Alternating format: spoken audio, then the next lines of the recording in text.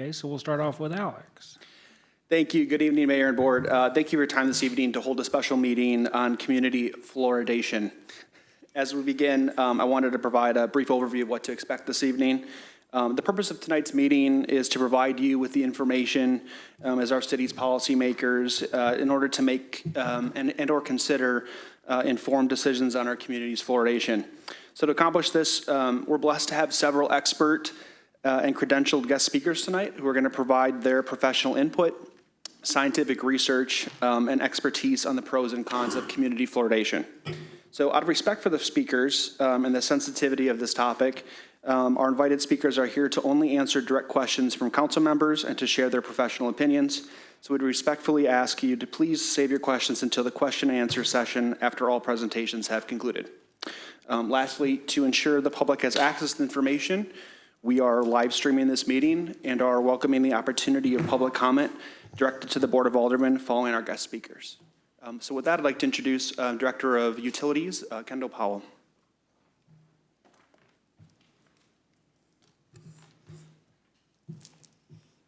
Hello, Kendall.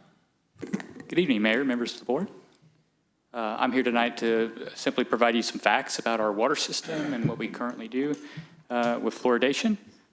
So we currently use fluorosilicic acid within the system to fluoridate our water, and currently this optimum level in the water system is 0.7 milligrams per liter. We typically run in that 0.4 to 0.5 milligrams per liter. Chad, do we have our presentation?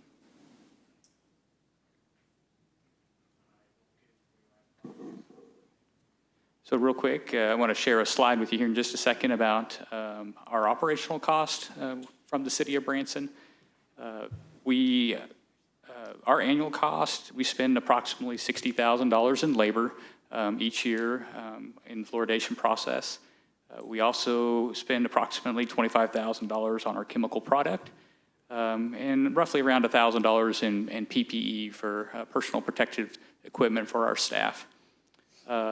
We got some future equipment replacement costs that will be upcoming. One of those is chemical feed pumps and testing meters, some electrical and excuse me, there we go, access doors and storage tanks. With the fluoridation, it's a highly acidic acid, which we have to be very cautious with that around our staff. We have been able to successfully operate and maintain that equipment throughout the years. However, we have to take extra precautions as our staff enters that room. And inside that room, as you can imagine, it's highly corrosive, so there's a lot of equipment in there. It's ventilation, electrical components that are corroding away that we'll eventually have to replace as well. And then I wanted to touch base real quick on the legal side of things.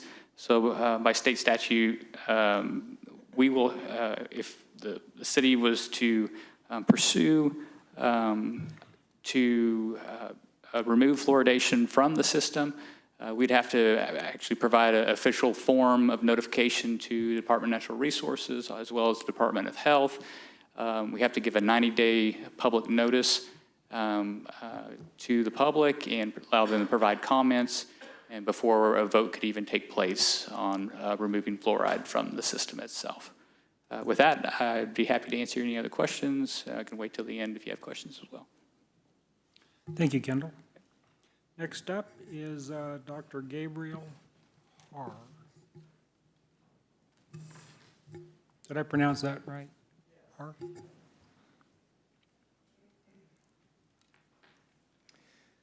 Good evening. Yep, I'm Dr. Gabriel Har.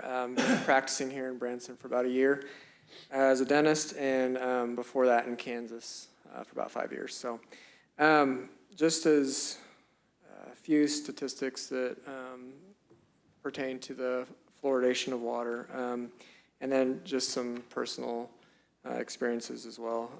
Fluoridation of community water supplies is the single most effective public health measure to prevent tooth decay. And, you know, in my own personal experience moving here to Branson, we have well water, and my kids, since we've been here, have actually had a 30% increase in cavities in their own mouths, and which actually follows closely to the studies provided by the ADA, which fluoridation continues to be effective in reducing tooth decay by more than 25% in children and adults. When compared to the cost of other prevention programs, water fluoridation is the most cost-effective means of preventing tooth decay for both children and adults in the United States. The cost of a lifetime of water fluoridation for one person is less than the cost of one filling. And since, you know, in my own clinics here, I've got 2 of them, cost does remain one of the biggest factors in denial of some of the fillings and things like that that are needed for restoration of cavities. And in an already underserved state, an increase by 25% of decay in our children and adults would overwhelm an already busy dental workforce and that are already at capacity. The ADA supports community water fluoridation as a safe, effective, cost-saving, and socially equitable way of preventing tooth decay. Because the important role is played in the reduction of tooth decay, the Centers of Disease Control and Prevention has proclaimed community water fluoridation, along with vaccinations and infectious disease control, one of the 10 great public health achievements of the 20th century. And in my expert opinion, it would be it'd be in our best interest to continue with the fluoridation in our water system. So, thank you. Thank you very much. Next, we'll hear from Dr. Bill Osmondson. He will be on Zoom. Oh, Bill, can you hear us okay? I show you're muted right now. I'm trying to unmute and I want to get my PowerPoint going here. Yep. Can you see it? we can see you, Bill. We can see you, not the PowerPoint.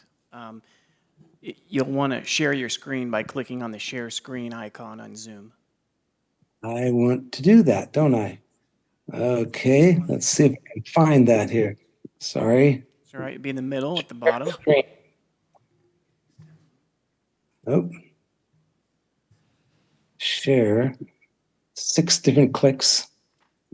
And are you, I think you're seeing it now, right? Yeah, if you, there you go. Perfect. Okay. I'm a dentist with a master's in public health. I've been treating patients for about 49 years. And for the first quarter of a century, roughly, I promoted water fluoridation. I thought it was beneficial. However, what I was looking at was socioeconomics. The rich are healthier and the healthier are richer. There are several issues that need to be reviewed. One of them is freedom of choice.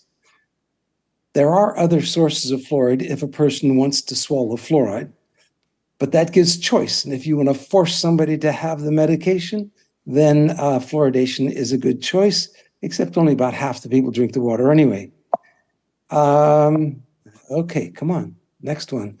Swallowing fluoride is not FDA CDR approved. In other words, fluoride is a drug. Its intent is to prevent disease. And the Center for Drug Evaluation and Research has not approved it, saying that the evidence is incomplete for efficacy. They didn't even get into dosage. They didn't even get into the safety.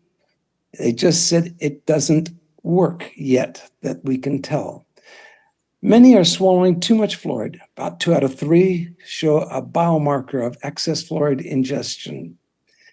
The efficacy of fluoride ingestion benefit is in question. It depends on how you get those statistics. We'll look at a little bit of that. Fluoridation is not safe, and safety is very important if you're going to mass medicate everyone without their consent.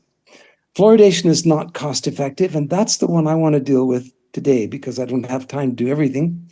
EPA scientists say no to fluoridation. These are the scientists speaking through their union. In summary, we hold that fluoridation is an unreasonable risk. That is, the toxicity of fluoride is great, and the purported benefits with it associated with it are small, if there are any at all. I remember first reading that and going, you know, these scientists are pretty good guys and gals. How come they're saying if there's any at all? Because I know it works.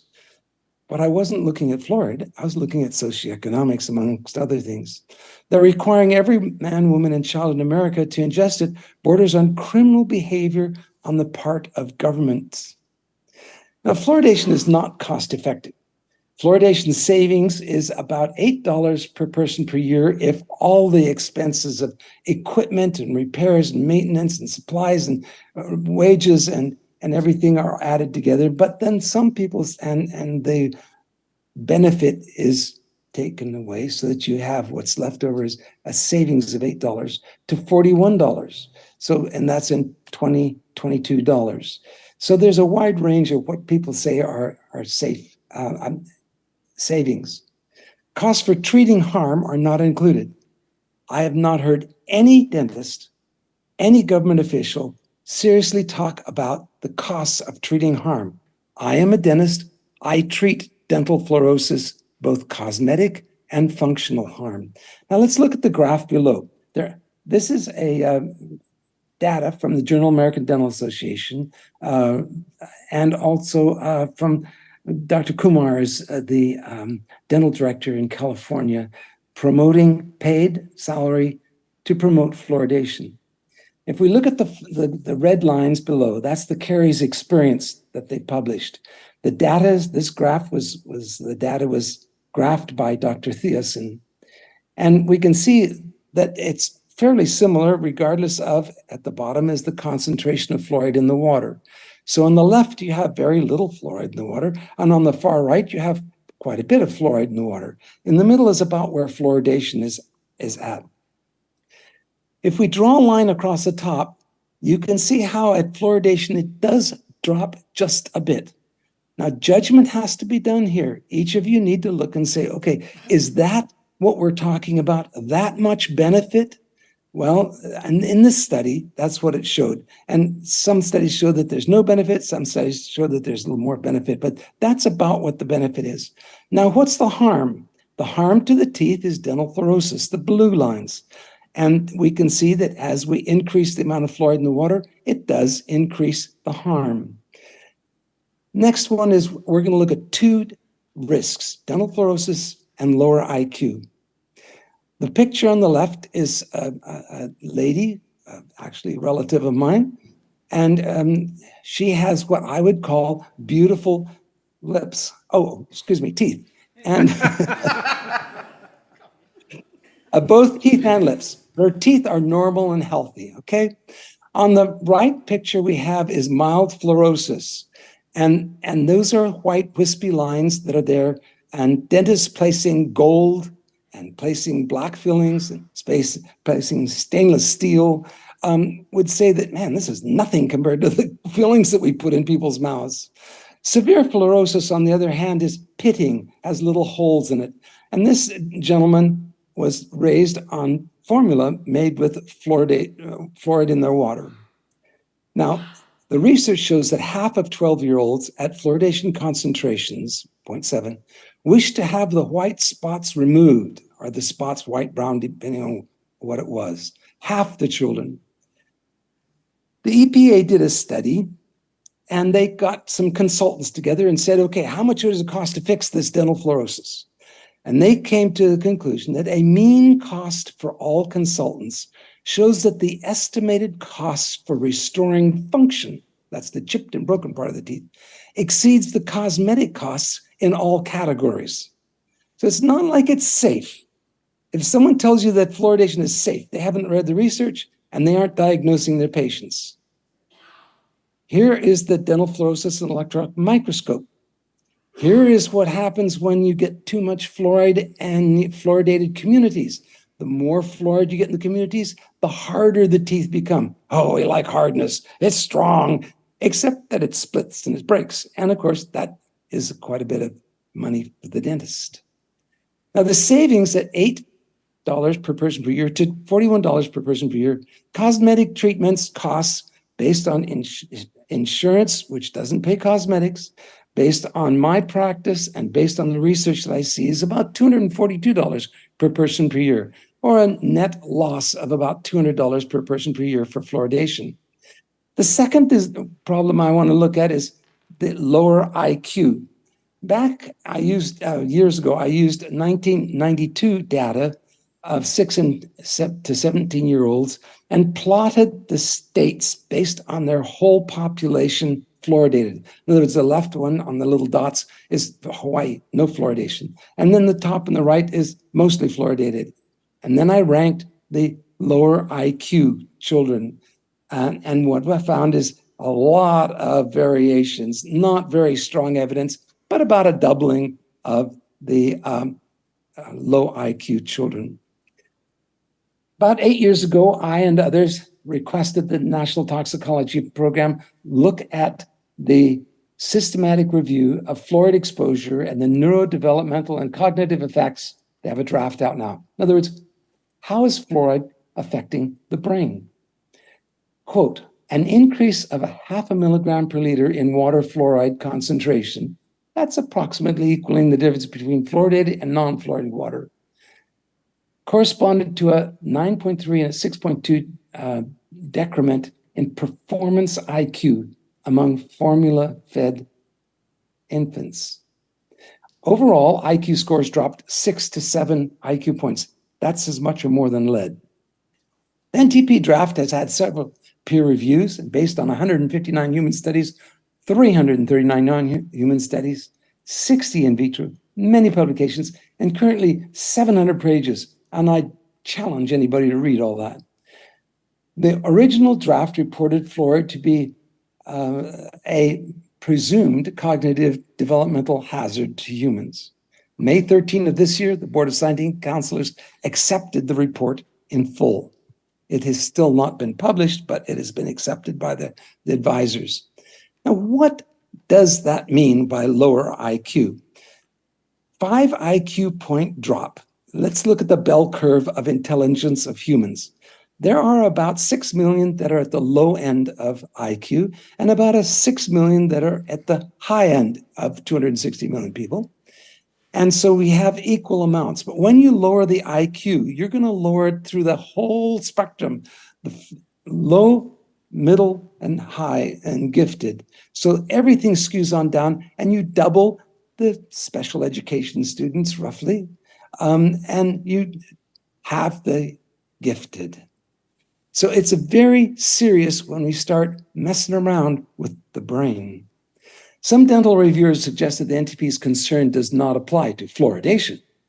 The NTP responded, the statement fails to fully consider that concentration in the water is not the only source of fluoride and is not an individual dosage. And I think that's extremely important because when I'm in meetings talking with people and fluoridationists speak, they try to talk about just the fluoride from the water, but people are only getting maybe 1/3 to 2/3 of their fluoride from the water. They're getting a lot from other sources. And when you're talking about fluoride, you need to do the entire amount of fluoride that people are getting. And some people drink very little water. Some people don't drink any water. Some people drink a tremendous amount, 10 times the average.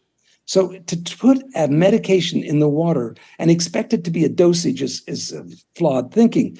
It can be, the water department does a good job of maintaining the fluoride concentration, but the individual doesn't, that doesn't dose the individual. Okay, a general consensus is for each IQ lost is about 1% lower income, about $500 per IQ loss per year. If we assume 3 IQ loss times $500 at 40 work years and $60,000 lifetime lost income. And then if we assume that half the people drink the water, and 1.4, I can't read that one, 6, I think it is, percent of the population is at each age, we're looking at about $438 per person per year loss of income. Now, I prefer talking about science. I prefer talking about the research. But a lot of people don't understand that as well, but they understand dollar bills. When you're looking at the cost savings minus the cosmetic damage and the lower income, You're looking at really about $600 per person per year loss, costs, however you want to look at it. And this doesn't include functional damage to the tooth. And this doesn't include special education costs or discouraged students dropping out of school because they can't compete well, or the employees and the employers having difficult time with people who just can't get it. Increased incarceration is in lower IQ, not all, but there's an increased risk. Increased divorce in lower IQ. Lower income ties in with that too. Or other health risks to the kidneys, mitochondria, bones, and many other things. I don't know how my time is doing, so you holler at me when it gets time. Now, the FDA is clear. The fluoride topical is approved.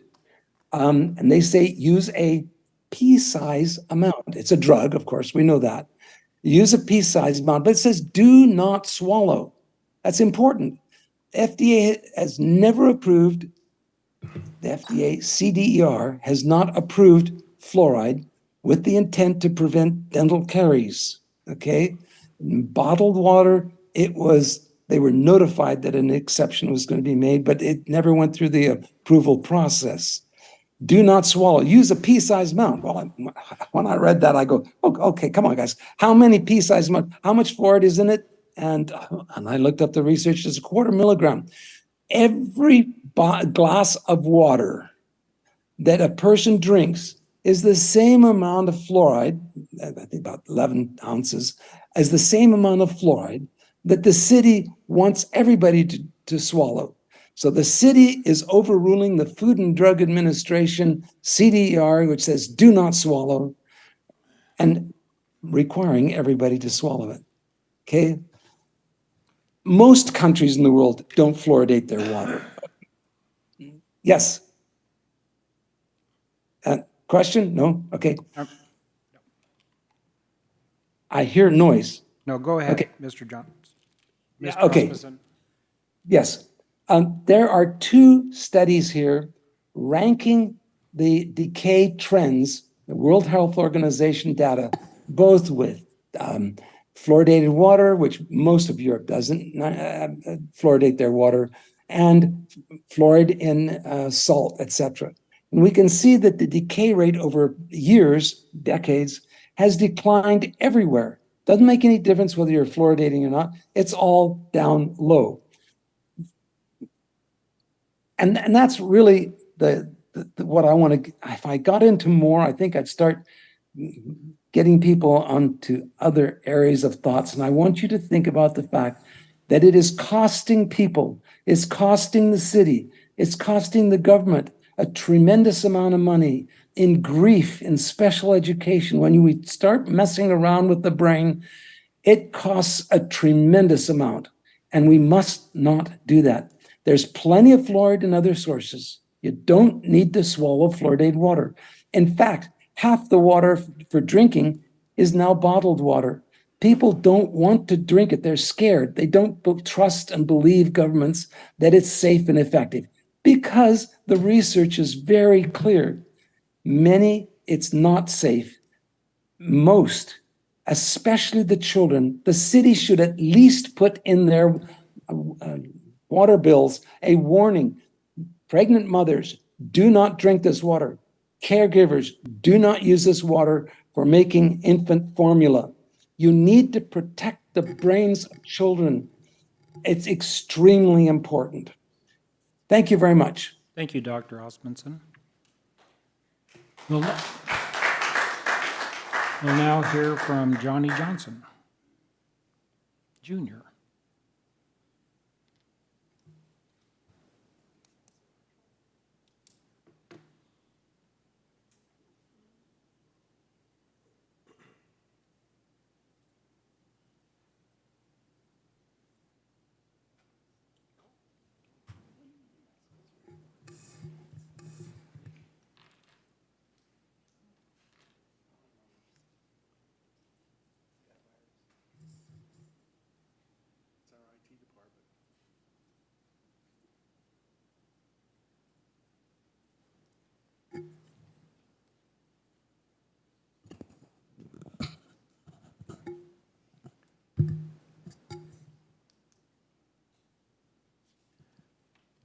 All right, Dr. Johnson, can you hear us okay?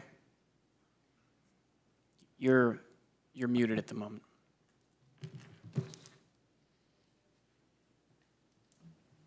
Good deal. Got you now. All right, let's see here. Let me get over to my presentation. You got that okay? Your screen's not shared. If you could share that, it should come through okay. Where are we at? Oh, I'm sorry. Apologies for that. Is that right? How about now? Perfect. All right, good deal. I want to thank you for having us tonight to talk about water fluoridation in the U.S., especially specifically in Branson, as it gets talked about around the country and around the world. I would like to focus on the science-based facts versus opinions that you have heard and will hear from others opposing water fluoridation.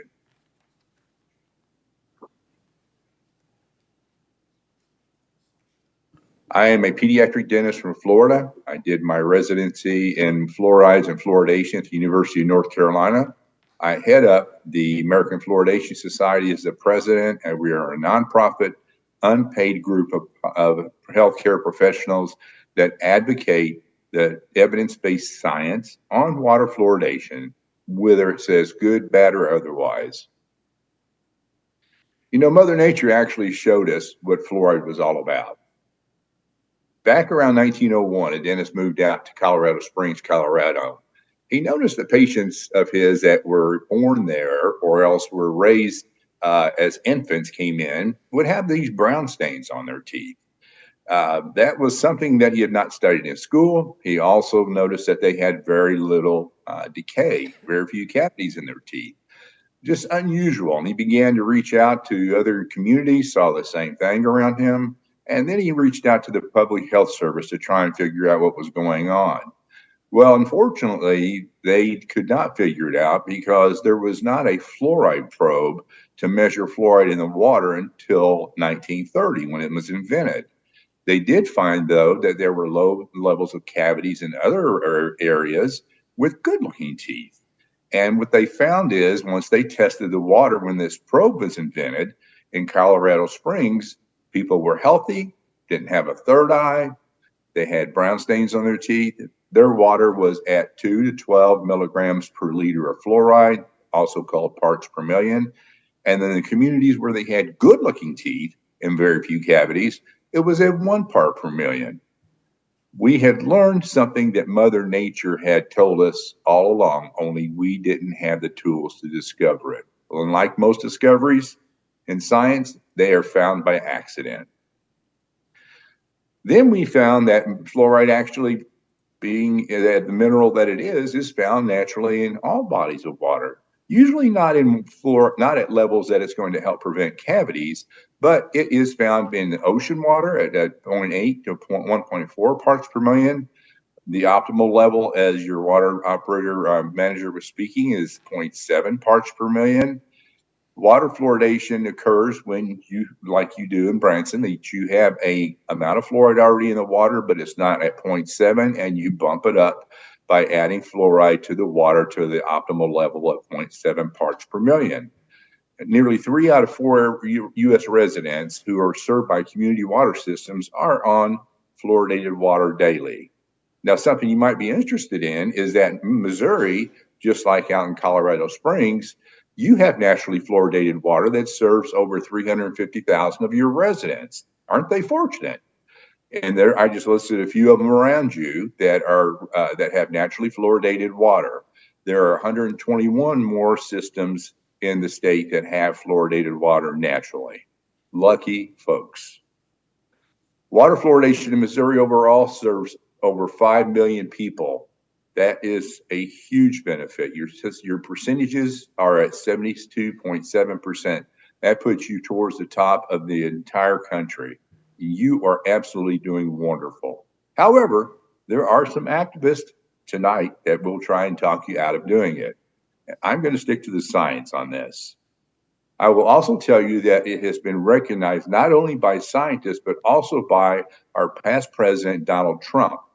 he signed a bill promoting water fluoridation along with other measures to help bring the oral health of this country up. That bill was passed through both houses of Congress. It flew through it, and in 2018 landed on President Donald Trump's desk, and he immediately signed it into law. How about that? Is fluoridation beneficial and safe? Well, I'm going to say yes, yes, and yes, and yes. It is effective at reducing cavities by 25% for adults and children. I'm not just saying facts like this because I think there's something nice to pull out. These are based on studies that are published in the National Library of Medicine, PubMed. There are nearly 7,000 studies that have been published. But the overwhelming preponderance of them show that it's effective, it's safe, there's not any health effects, contrary to what you'll hear, including IQ is not affected by fluoridated water. It saves money, about $32 per person per year in dental treatment costs. In your community, your families are saving over $416,000 a year because water fluoridation is in place.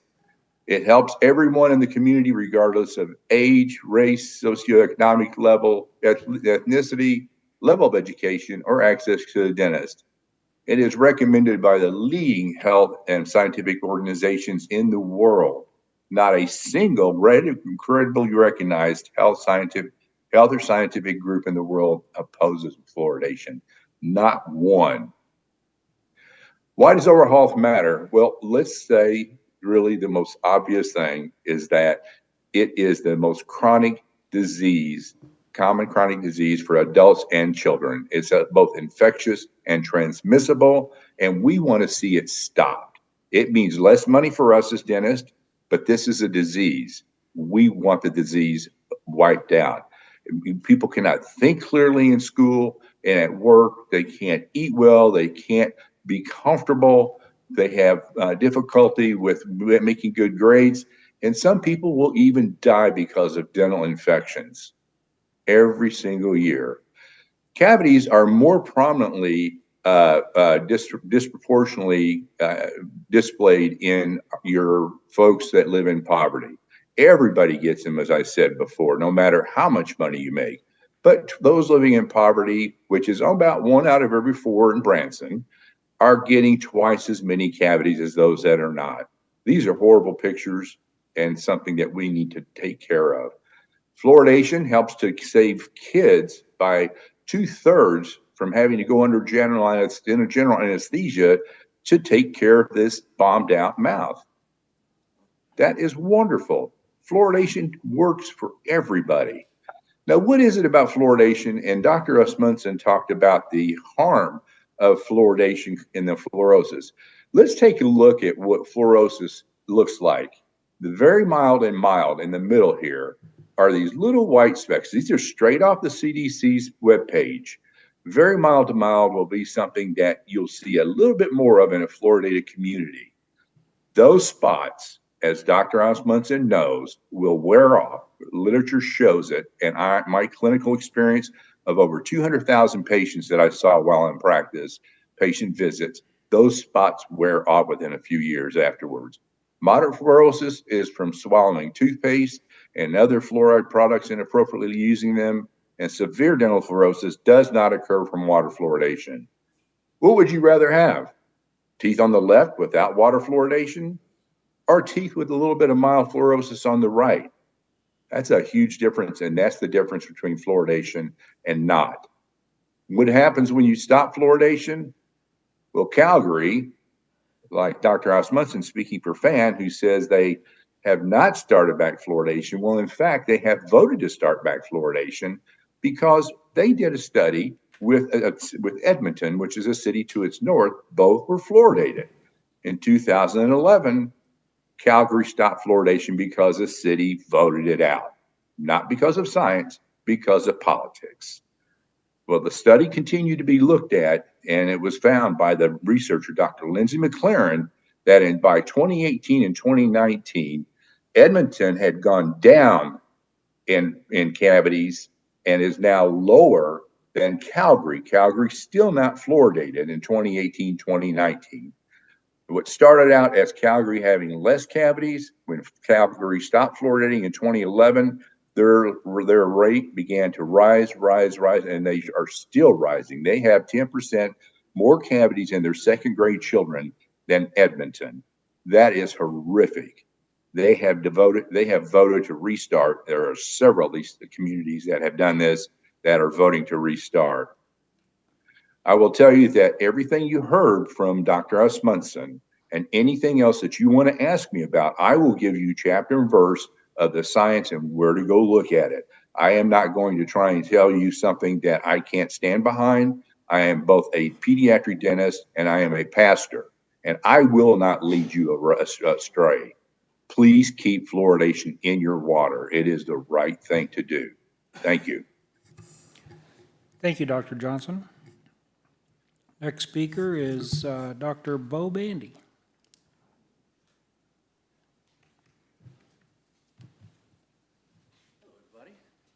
Ladies and gentlemen, I'm truly humbled for being able to come and speak about something like this. I'm not a dentist, so some people might think that's weird having a chiropractor talk about tooth health.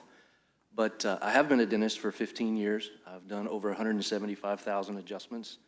And I have seen every condition that there's a name for, every health condition you can imagine come through my doors.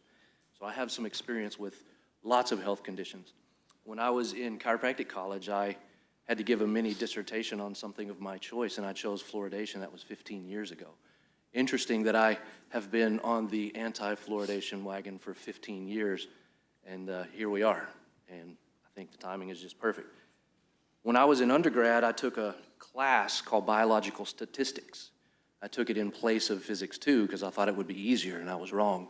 It was not easier, it was much harder. But one of the things I learned from that class is that you can make any study say almost anything you want if you do the demographics the right way, if you pick and choose the people and the ages and so anytime somebody, obviously that's evident because we've had two different prominent dentists say completely opposite things, and both of them using studies to back up what they're saying. So instead of using studies, I want to use a little logic, a little common sense, and that's what I'm here for tonight. So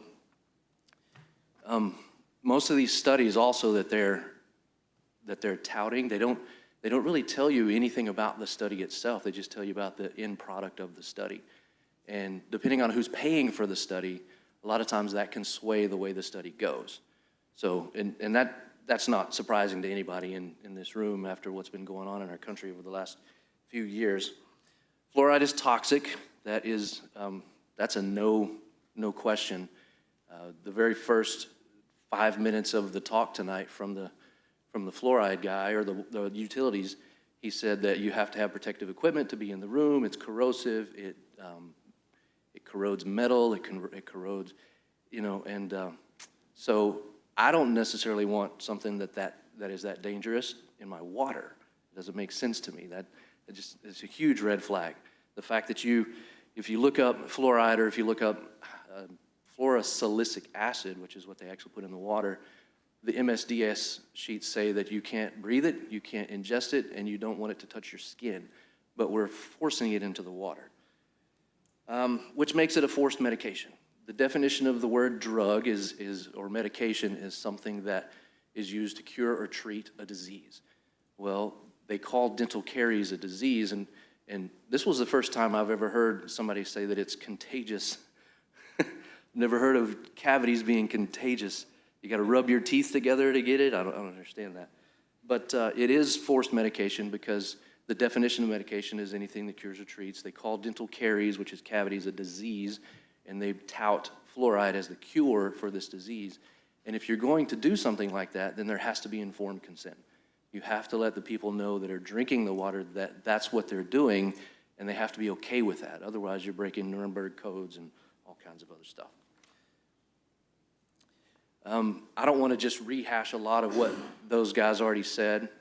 You can get fluoride in toothpaste. You can get fluoride treatments at your dentist. If you really do need fluoride, there's lots of other ways to get it besides putting it in the water. And it's not cheap. $86,000 a year? $86,000 a year. What could we do with $86,000 a year? I suppose, or I propose that instead of using it to buy fluoride and pay somebody to do fluoride, maybe we figure out better ways to filter the water that we already have. Maybe we figure out better ways to purify the water that we already have. Maybe we can do ozonation, or maybe we can do UV treatment, or we can do any number, reverse osmosis. There's lots of different ways to clean the water, and that goes on to the topic of chlorine as well. I know this is not about chlorine, but that would be really cool if we could take that $85,000 and figure out a way to really get our water clean. That would be awesome. I've actually lost several friendships over the fluoride topic. I had a friend in chiropractic school. His name was Wade, and his dad was a dentist. And when I gave my talk, Wade and I were pretty tight. We hung out a lot. We studied together. And after I gave my talk on fluoride and talked about the truth behind it and how it's actually a waste product of fertilizer production and it's poison, he wouldn't talk to me after that. It's interesting that people get so emotional over something like this. It's not killing people. Obviously, if it was killing people, I hope we would have done something about it much sooner. But it's definitely not necessary, and it's potentially harmful. How many times did you hear them say safe and effective up here when they're talking about fluoride? Where have we heard that recently, safe and effective? Do we trust the word safe and effective anymore when it comes from a government agency? Do we trust a government agency anymore when they tell us this is safe and effective? I hope not. If I had a bunch of people to raise their hands in here, I don't think I'd have very many hands raised. Do you still trust the government? So there's really no upside to fluoride. There's only downsides. The cost, the potential harm, and there are already other cities around us that have dumped it. I mean, so why don't we do the same thing, follow suit, and actually take care of our population? I think that would be smart. And then I want to read a text that I got from one of my practice members who is a firefighter here in Branson. And I love this guy. I've helped him get back on his feet. He thought he was going to have to quit being a firefighter for the rest of his life, and I was able to help him through some things. And so he sent me a text. He said, just saw the text about fluoride in our city water. I'm on duty today, so I won't be able to attend. Thank you for championing this cause. Encourage the aldermen to tour the fluoride room at the treatment plant off of Fall Creek. It's very corroded in there. Hopefully the poisoning of our water will end, plus save the city tens of thousands of dollars in the process. This is a firefighter, y'all. So if you feel about firefighters the way I do, those are our true heroes. You know, I mean, he gets it. And a lot of people get it. And if you were to actually teach people what fluoride really is and where it comes from, I think most people would say, get that out of our water. We don't need it. If we need it, we got other ways to get it. Make sense? Thank you very much for letting me come and speak. Thank you, buddy. We're going to have a video now from Dr. Wesley Mullen. It's a pre-recorded video. Is that right? I will make a correction. That's an audio. Apologies. It does say video. You read it correctly. The first time was my fault, Mayor. I gotta take that. We'll get it one of these. So it's audio. Okay.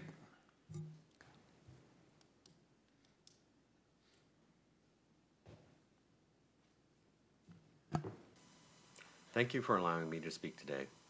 My name is Wesley Mullen, and I am a dentist in Ozark. All of us are here today because we care about our fellow citizens and our beautiful community. Adding fluoride to the water supply here in Branson is a serious issue, and the science I bring forth today should convince you that it is not needed for dental health, but is also dangerous. I would like to first mention the association between fluoride and IQ. As of July 18, 2022, a total of 85 human studies have investigated the relationship between fluoride and human intelligence. Of these investigations, 76 studies have reported that elevated fluoride exposure is associated with reduced IQ in humans. The studies which reported an association of reduced IQ with exposure to fluoride are based on IQ cognitive examinations of 28,234 children in 73 studies and 689 adults in 3 studies. Water fluoridation is peculiarly an American phenomenon. It started at a time when asbestos lined our pipes, lead was added to gasoline, PCBs filled our transformers, and DDT was deemed so safe and effective that officials felt no qualms spraying kids in our school classrooms and seated at picnic tables. One by one, all of these chemicals have been banned, but fluoridation remains untouched. For over 50 years, U.S. government officials have confidently and enthusiastically claimed that fluoridation is safe and effective. However, they are seldom prepared to defend the practice in public debate. Actually, there are so many arguments against fluoridation that it can get overwhelming. For those whom ethical concerns are paramount, the issue of fluoridation is very simple to resolve. It is simply not ethical. We simply shouldn't be forcing medication on people without their informed consent. Scientific studies convincingly show that fluoridation is neither safe and effective nor necessary. Fluoridation is unethical, unnecessary, ineffective, and is inequitable. Allow me to explain. First, fluoridation is unethical because it violates the individual's right to informed consent to medication. The municipality cannot control the dose to the patient. The municipality cannot track each individual's response. It ignores the fact that some people are more vulnerable to fluoride's toxic effects than others, and it violates the Nuremberg Code for human experimentation. As stated back in 2000 by Dr. Peter Mansfield, a physician from the United Kingdom, an advisory board member to their recent government review of fluoridation.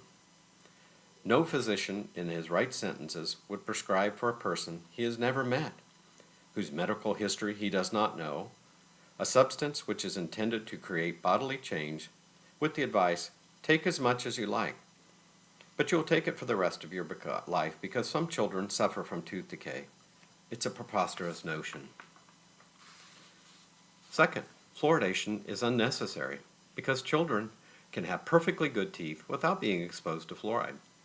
The CDC admits that benefits are topical, not systemic, so fluoridated toothpaste, which is universally available, is the more rational approach to delivering fluoride to teeth while minimizing the exposure to the rest of the body.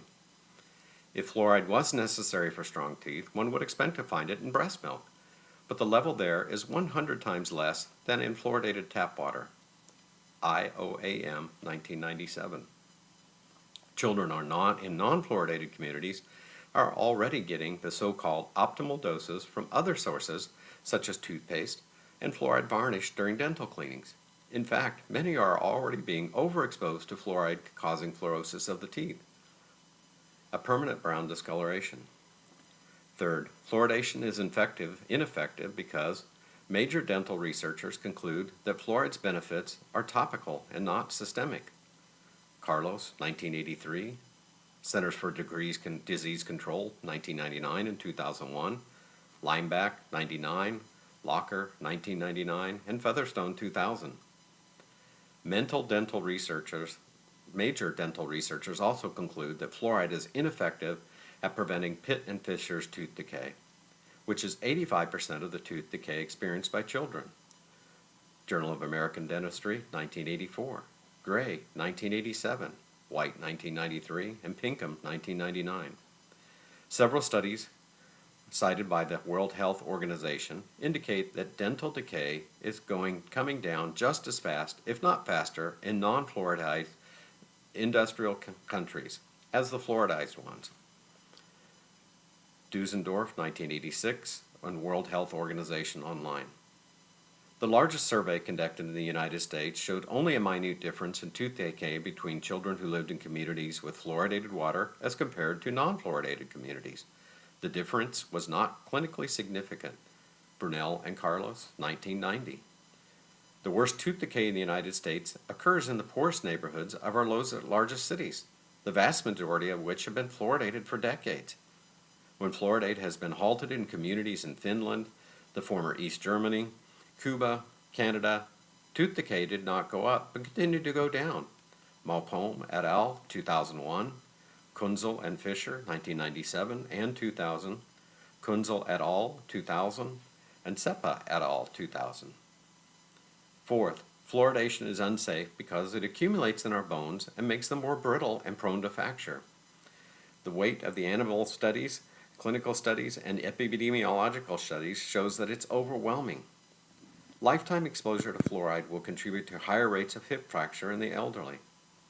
It accumulates in our pineal gland, possibly lowering the production of melatonin in a very important regulatory hormone, Luke 1997 and 2001.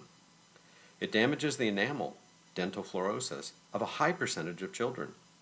Between 30 and 50% of children have dental fluorosis on at least 2 teeth in optimally fluoridated communities.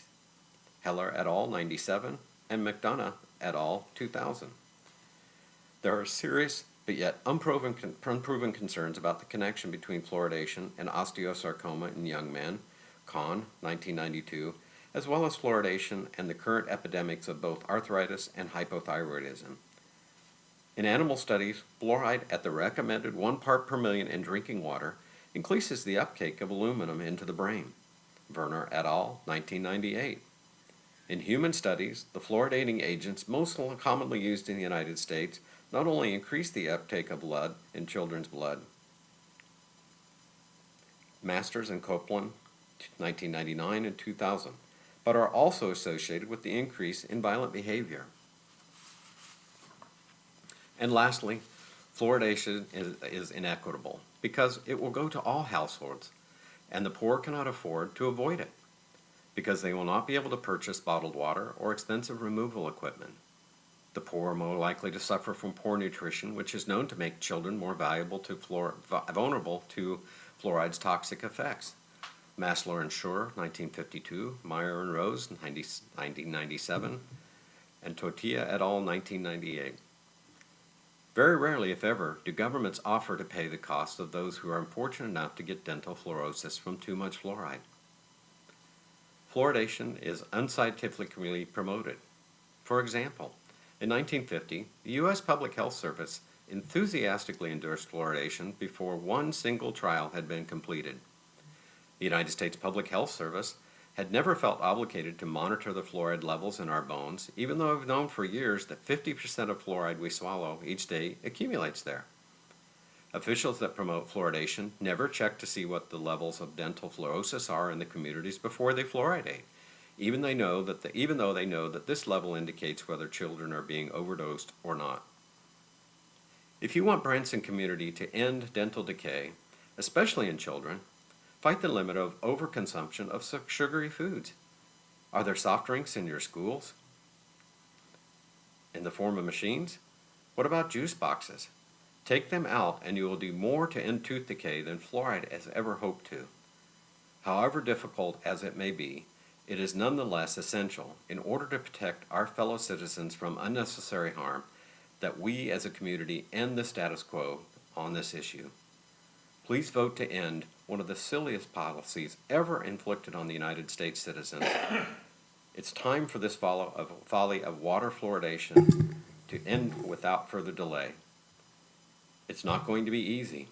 Fluoridation represents a very powerful belief system backed by special interests and by entrenched government power and influence. Thank you for your time. All references cited today can be found at www.fluoridealert.org/researchers/fan bibliography. Thank you.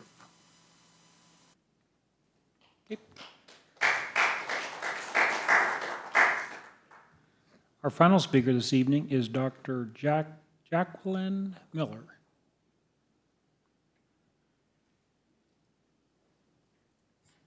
Hi. Good evening, and thank you for allowing me to speak. I am your state dental director, and I am here to deliver a couple of letters that are in support of community water fluoridation from some of your local dentists. The first one is Dr. Christian Willard. He's here in Branson. Mayor Milton and Aldermen, I apologize for not being able to attend this meeting in person. I have a schedule conflict I was not able to resolve. I've been practicing dentistry in Branson for over 30 years and was supportive when Dr. Talon lobbied for Branson's water fluoridation in the 1990s.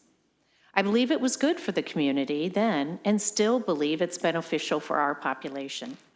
Community water fluoridation has been going on since the 1940s and has been proven over time safe and effective. The U.S. Surgeon Generals from C. Everett Koop under the Reagan administration to current have all touted the benefits of community water fluoridation, and it's viewed as one of the 10 greatest public health achievements of the 20th century. I know in this day and age, we're all concerned about health and safety too.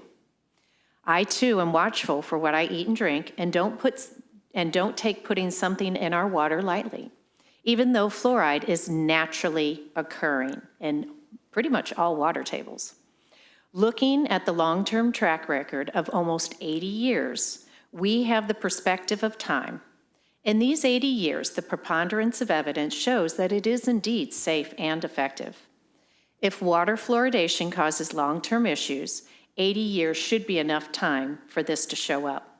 Since not all the country's water is fluoridated, we'd be able to see large pockets of disease if fluoride did cause major health issues. I would expect if science showed health problems, we would be inundated with ads from TV from trial lawyers, but we aren't. 80 years is enough time to prove the efficacy and the safety of fluoride in our water. Over the years, I've been involved in our community's help of the less fortunate. Our practice for many years has helped with the dental needs of local children. We were involved with the OCAC Head Start program and saw children in their program to treat their dental needs. We worked with other local dentists to start a dental clinic at the health department in Forsyth. This clinic's purpose was to serve the needs of children on Medicaid, and we would volunteer to work with the clinic and staff.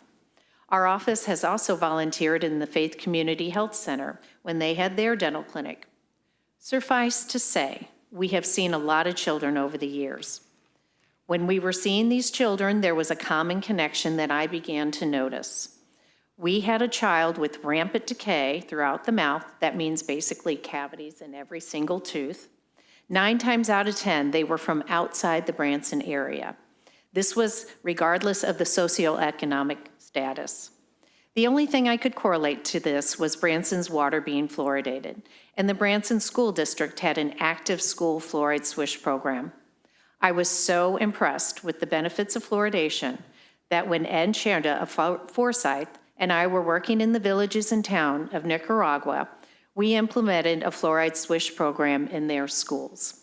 This was funded by the Branson Daybreakers Rotary Club to decrease the amount of decay in their community. It has been suggested that if some is in favor of fluoridation, that they can take care of this on their own. It is stated there is fluoride in toothpaste and other ways to receive fluoride when someone chooses. The reality is that the people who benefit this most, the young and the elderly, these are the individuals least likely to brush or brush properly. It's heartbreaking to see a 5-year-old come in with multiple areas of decay. They are in pain and they are afraid. Now this child will have to undergo extensive dental work. Taking out teeth on a 5-year-old is not fun. Not fun for us, the parents, and least of all the child. This is why I am in favor of Branson continuing its commitment to the health of the community and continuing with its fluoridation program. Thank you for giving me the time to share my thoughts with you, and I thank you for your service in this town, Dr. Christian Willard, who happened to be a classmate of mine. Hello, my name is Dr. Adam Bennett. I am a pediatric dentist here in Branson and the owner of Pediatric Dentistry of Branson. Unfortunately, I'm not able to make this meeting due to a yearly family gathering. It is one time per year when I am surrounded by all 5 of my siblings, parents, and 13 nieces and nephews. I've been asked to share my opinion of the current fluoride situation in Branson. I've written to you in the past to express my support for continued fluoridation in the city of Branson. I am once again expressing that I do not still believe community water fluoridation. I do still believe community water fluoridation is good for our community and that it should be continued. I'm not required to say this, as was stated in a previous meeting. After the previous meeting, I did quite a bit of digging into the research with an open mind, utilizing the FAN network that was cited and other sources through the ADA and AAPD. That's the American Academy of Pediatric Dentistry. And I am not going to present you with an exhaustive science-based argument as to why fluoride is safe. I will just say this. In my opinion, at this time, I am in support of fluoride being safe at appropriate levels. Appropriate levels being what is maintained through community water fluoridation programs. Fluorosis was mentioned in the last meeting as well, and this is my personal experience. I've been examining patients since the year of 2015. I've interacted with enough patients that I could not give you a ballpark of how many. It's in the thousands. I have had one case of fluorosis that was confirmed and was attributed to fluoride overexposure.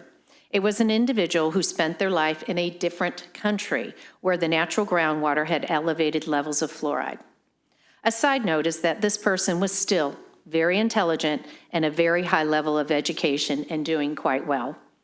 There are several forms of genetic and environmental deformation of the teeth. One such is molar incisor hypoplasia, which looks very similar to fluorosis if you were not trained in the diagnosis of dental pathology, and I do see several cases of this a year, unfortunately.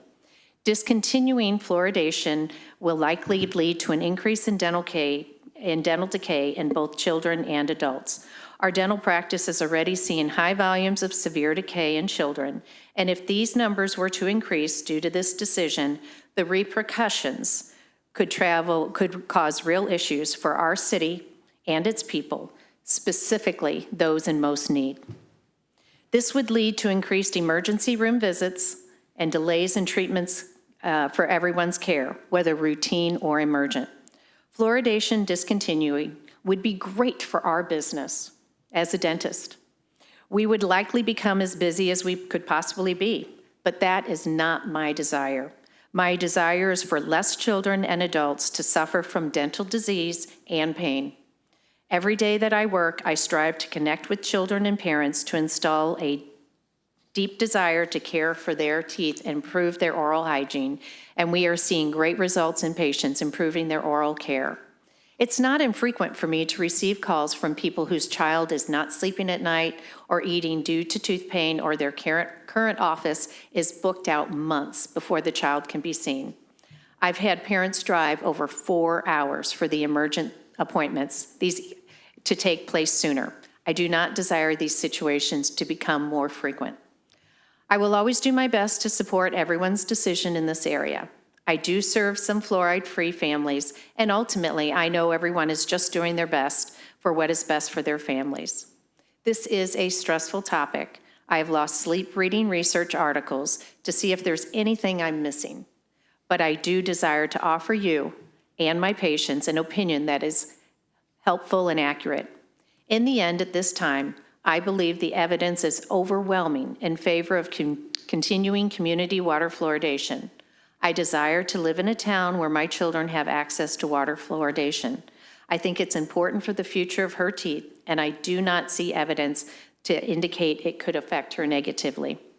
I look forward to continued research on this issue and hopefully a definitive answer to all of our questions someday. I do think we will have an answer in our lifetimes, but until then, we must make those decisions based on our own evidence available. I wish you the best in your decision you're contemplating today. I appreciate you listening. Another letter from Dr. Jeffrey Rick, who is in Hollister. Dr. Miller, Branson Aldermen, Tri-Lakes Community. Over 25 years ago, we faced this very movement to remove fluoride, and the citizens and professional community overwhelmingly decided to continue the practice of providing fluoride, which has benefited the children and seniors in our area. I encourage you to judiciously evaluate any decisions you may be considering, as discontinuation, and this is in bold letters, will result in the return of rampant decay to those who need our protection the most. Dr. Jeffrey Rick. How am I doing on time? Okay. Okay. All right. Thank you so much. It was a pleasure speaking with you. And on behalf of the Missouri State Director, I actually grew up in a community that was not fluoridated. And when I was practicing in Washington, I could definitely see, because we had a community 7.5 miles away that was fluoridated, and from a personal standpoint, I could tell you exactly where these patients came from because they were cavity-free. So, thank you. Thank you, Dr. Miller. Okay, at this time, are there any board members who would like to speak regarding this matter or direct questions to any of our guest speakers? Marshall? Alrighty. Thank you so much, Mr. Mayor, and thank you for everybody who came out and talked today. I kind of feel like we're having two different conversations here, in a sense. The first thing I would like to say is that dental issues are health issues. I get that 100%. You can have heart issues that come from dental. I mean, I see that side of it. But I see this as like if a weight loss drug would help you lose weight, but what are all the side effects of it, essentially? And I continue to hear from the proponents of it everything that it does for teeth. But then we get on and we see, actually, are we that concrete on what it actually even does for teeth? I heard, quite frankly, a lot more science from the detractors.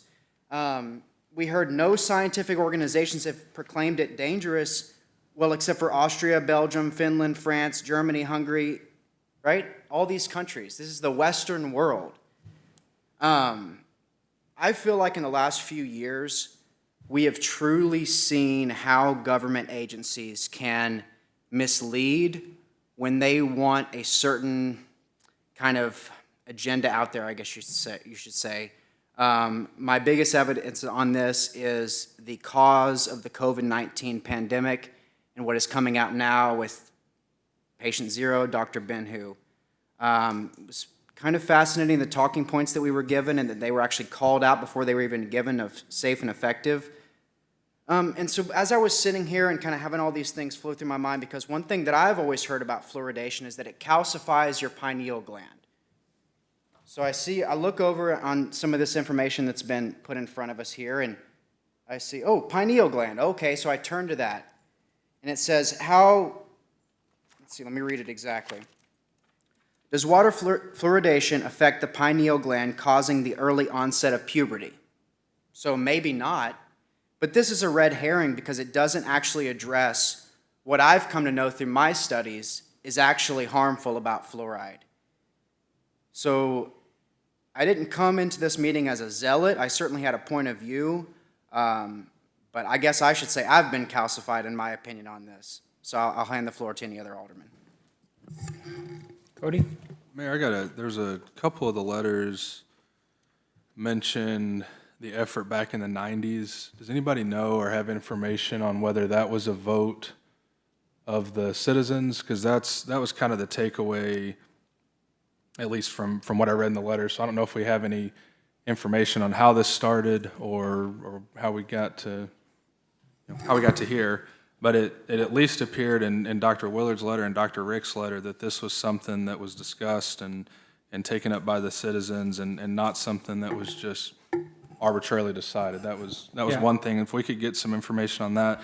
The second thing that I was curious about, because I know this came up Tuesday night too, was how we add fluoride to the water. Kendall, and this is maybe a question for you. Could you kind of give us an idea of other chemicals we treat our water with, and are there any other chemicals in a certain concentration that are considered hazardous and require PPE or hazmat type approach to it? So we do disinfect with chlorine gas, which does take its own proper PPE to work with in itself. That's the main chemical that we use for disinfection of our water system. So I guess what you're asking is if the fluoride was out of the water, is there any other chemicals that they would still need to take these protective measures to put, right? Yeah, I think my point is I don't think it's just fluoride that's requiring this type of approach, is maybe the way I was trying to ask the question. So the fluoride takes its own type of PPE for staff. It's highly acidic, so again, they have to wear the respirators, wear goggles, wear coveralls and protective gloves, and be very cautious with it, prevent splashing and of the chemical itself. On the chlorine side, we take the extra precaution of wearing SCBAs when those staff members go into that chlorine storage room. or when they're working on those chemical injection equipment, just out of own risk mitigation. Thank you.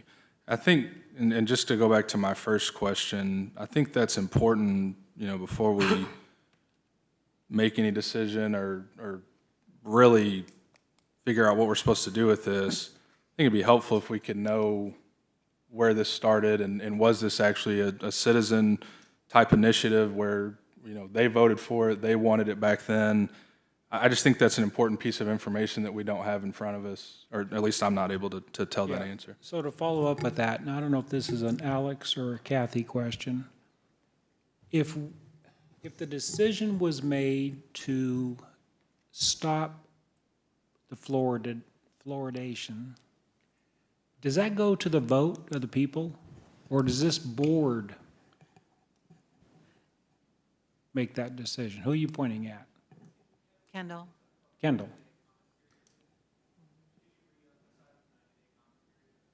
So I know there's a 90-day comment period, but if there was any changes made, do those changes go on a ballot for the citizens to vote on? So looking at the information I have as far as on the legal side of things, it says, let me try to find the sentence here.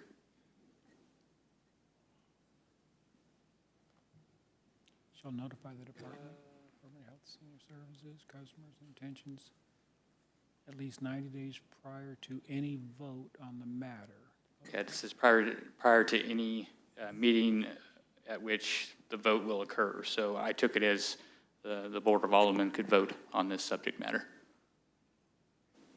Okay, so I also read that to say this board could vote on the matter, but would there be a reason why, if this board chose to put this on a November ballot? Glenn, could you speak to that a little bit? You bet. Okay. You bet.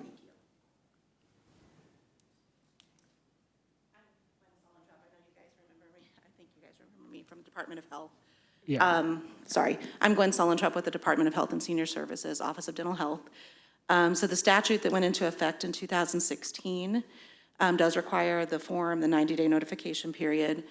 Actually, everybody that I've ever dealt with that is considering discontinuation of fluoridation, it's always been the Board of Aldermen or the Water Board for the Water District that has made that decision. Most of the time, the reason that they do that is because they are voted into those positions and the city or county people trusted them to make that decision for them. Now, that does not say that there's anything that prohibits you from being able to take that to a public referendum. So it's an option. It is an option, yes, 100%. Thank you, Glenn. You're welcome. Any other comments? Ruth, you have anything? I just wanted to read a few things, not really to get an answer, but just food for thought. Fluoride is a drug medicine. Why are we adding this to our water system, forcing citizens and visitors to ingest it? In essence, we're practicing medicine and we have no authority to do so. And if fluoride's not toxic, why does ingesting too much cause health problems, even death? Why are we putting our water treatment plant employees in danger? I would like to suggest we offer our citizens the opportunity to tour the water treatment plant to see for themselves what actually takes place and give them the opportunity to ask questions.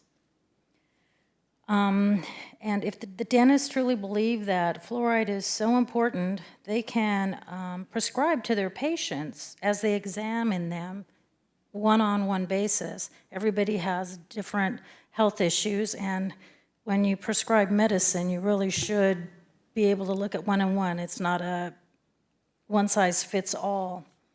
And if fluoride is safe, if it's a safe mineral, safe and effective, why aren't we adding other minerals such as chromium, especially selenium? Selenium's well known to improve our immune system, because we really shouldn't be telling people what vitamins, minerals, those type of things to put in their body. We are each so different and we each hold a different opinion on this. So it's not to take anything away from the dentists and what the dentists feel. Give people the opportunity, the freedom of choice, whether they want to be putting this in their system yet. But they need to be able to have informed consent because this is a medicine. Thank you. Clay? I wrote down 4 or 5 notes throughout it all. Just up front, I mean, I don't mean this insensitive to anybody there, but for me personally, I could give 2 one way or the other. I mean, honestly, I've been drinking the water. I've lived here 37 years, and I get water out of my refrigerator, and it goes through the little filter, and I drink it. And what is the reason that this topic's come up after all these years, other than the 90-day period? And this, is there any other reason that we're even discussing this? Actually, the reason it all came up was because of that we were going to apply for a grant. The grant, right? And we've not heard anything about the grant. Right, because that's kind of I don't see an overwhelming outpour of people. I see a lot more people concerned about drag queens than I do the fluoride. I mean, by the turnout here. I mean, is it really, for me, the vote of the people, I'd hate to make a decision for 12, 13,000 people. I mean, I'd much rather sit on a ballot and let the people vote if they want it or not. I mean, that's just me. And I don't know that we're really, I'm definitely against government forcing stuff on it, but are we really making them drink the water? It's in the water. They can choose to drink it or not, right? I mean, The underprivileged. huh? The underprivileged, I think, are the ones that really don't have the choice. People of means will buy bottled water. Not everybody can buy bottled water. Okay. Good answer. I'm the mayor. Let's see. And Bo had mentioned that we're spending, Kendall, is that a right number? Is it costing us $86,000 a year to fluoride the water, or is that? I just want to know what that. I believe Kendall said it was $86,000 a year. And is any of that? Initially, there's $60,000 of replacement, roughly. 35, 45, 56. Yeah, roughly $60,000. Oh, there it is. Yeah. So what is the bottom line that, is any of this money coming from grants or funds, or what is the bottom hard dollar that the city spends putting the fluoride in? So currently annual cost, again, 60,000 in labor, 25,000 chemical product, and 1,000. So you're at that $86,000 mark roughly. Each year we spend an annual cost. The future equipment costs, again, that's stuff we have to plan for. All this is funded by rates. So as I bring before you our budget, all this is taking consideration in how we In the water rates. adjust our rates. So that is the hard number? Yes. There's no funding or replacement funds or grant money or? Well, there is grant funding, or there was grant funding available, again, earlier in this year when I brought it to the board for a resolution to apply for grants, or a discussion to apply for grants. It led to these further discussions where we're at today. Okay. So any of that grant money still available? I'll have to defer to Gwen, did you bring your checkbook?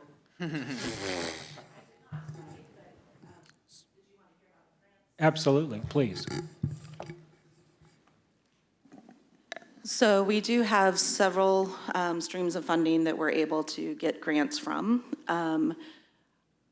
At this time, we're kind of in between when our funding becomes available. So depending on what the decision is from this would be, it'd probably line up pretty well with our next time of funding, our next round of funding. Very nice. And it would be available. I am actually the one that started this whole thing inadvertently by calling Kendall and saying, we have $100,000 that you can have, upgrade everything, help buy your chemical, get your PPE in order, make sure everything's properly vented, everybody, everything's doing well. So that's what started the conversation. Do you regret that phone call?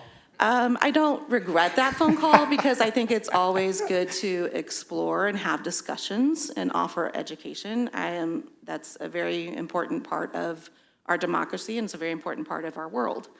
So no, I can't say that I regret it. But that $100,000 funding did expire, but we have funding coming up again in August that Very will be nice. available, so. Thank you very much. You're welcome.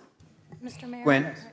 I had a question. Go ahead, for Ruth. too. Go ahead, Ruth. At the last meeting, when you came, I believe, and correct me if I'm wrong, I believe the amount was going to be for $50,000 that we were going to apply for, and I asked, can that just be used for anything in that department? And the answer was no, it could only be used for PPE, yet I see $1,000 for PPE. Oh, no, it could be used for anything related to fluoridation.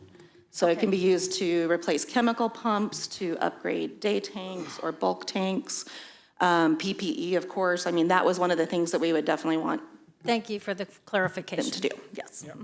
Gwen? Thank you. Well, So obviously, these prices here are contingent on whether we continue the program or not. So if we don't continue the program, we won't have to spend this money, right?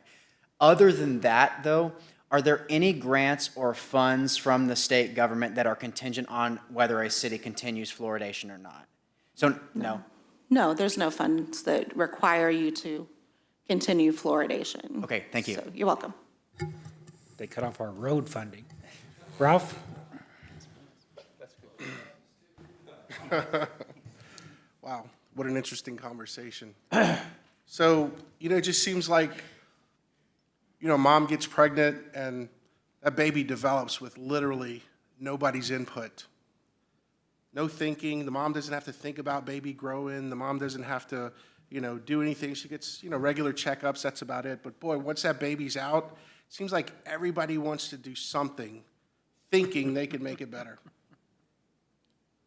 And it's just fascinating to me. And, I'm kind of coming from this with a little bit of logic and just common sense more than anything. And 25 years of practice in this town and 225,000 plus office visits. That's a lot of people's lives. And I've seen a lot of kids. But I guess, today the thing that struck me the most was the actual labeling of fluoride of medication.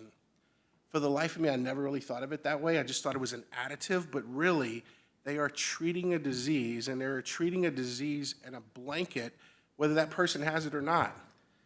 I had a question for the one doctor that left already. They were here a year, and his kid had 30% more cavities. My kids have been here 20 plus years, have 0 cavities.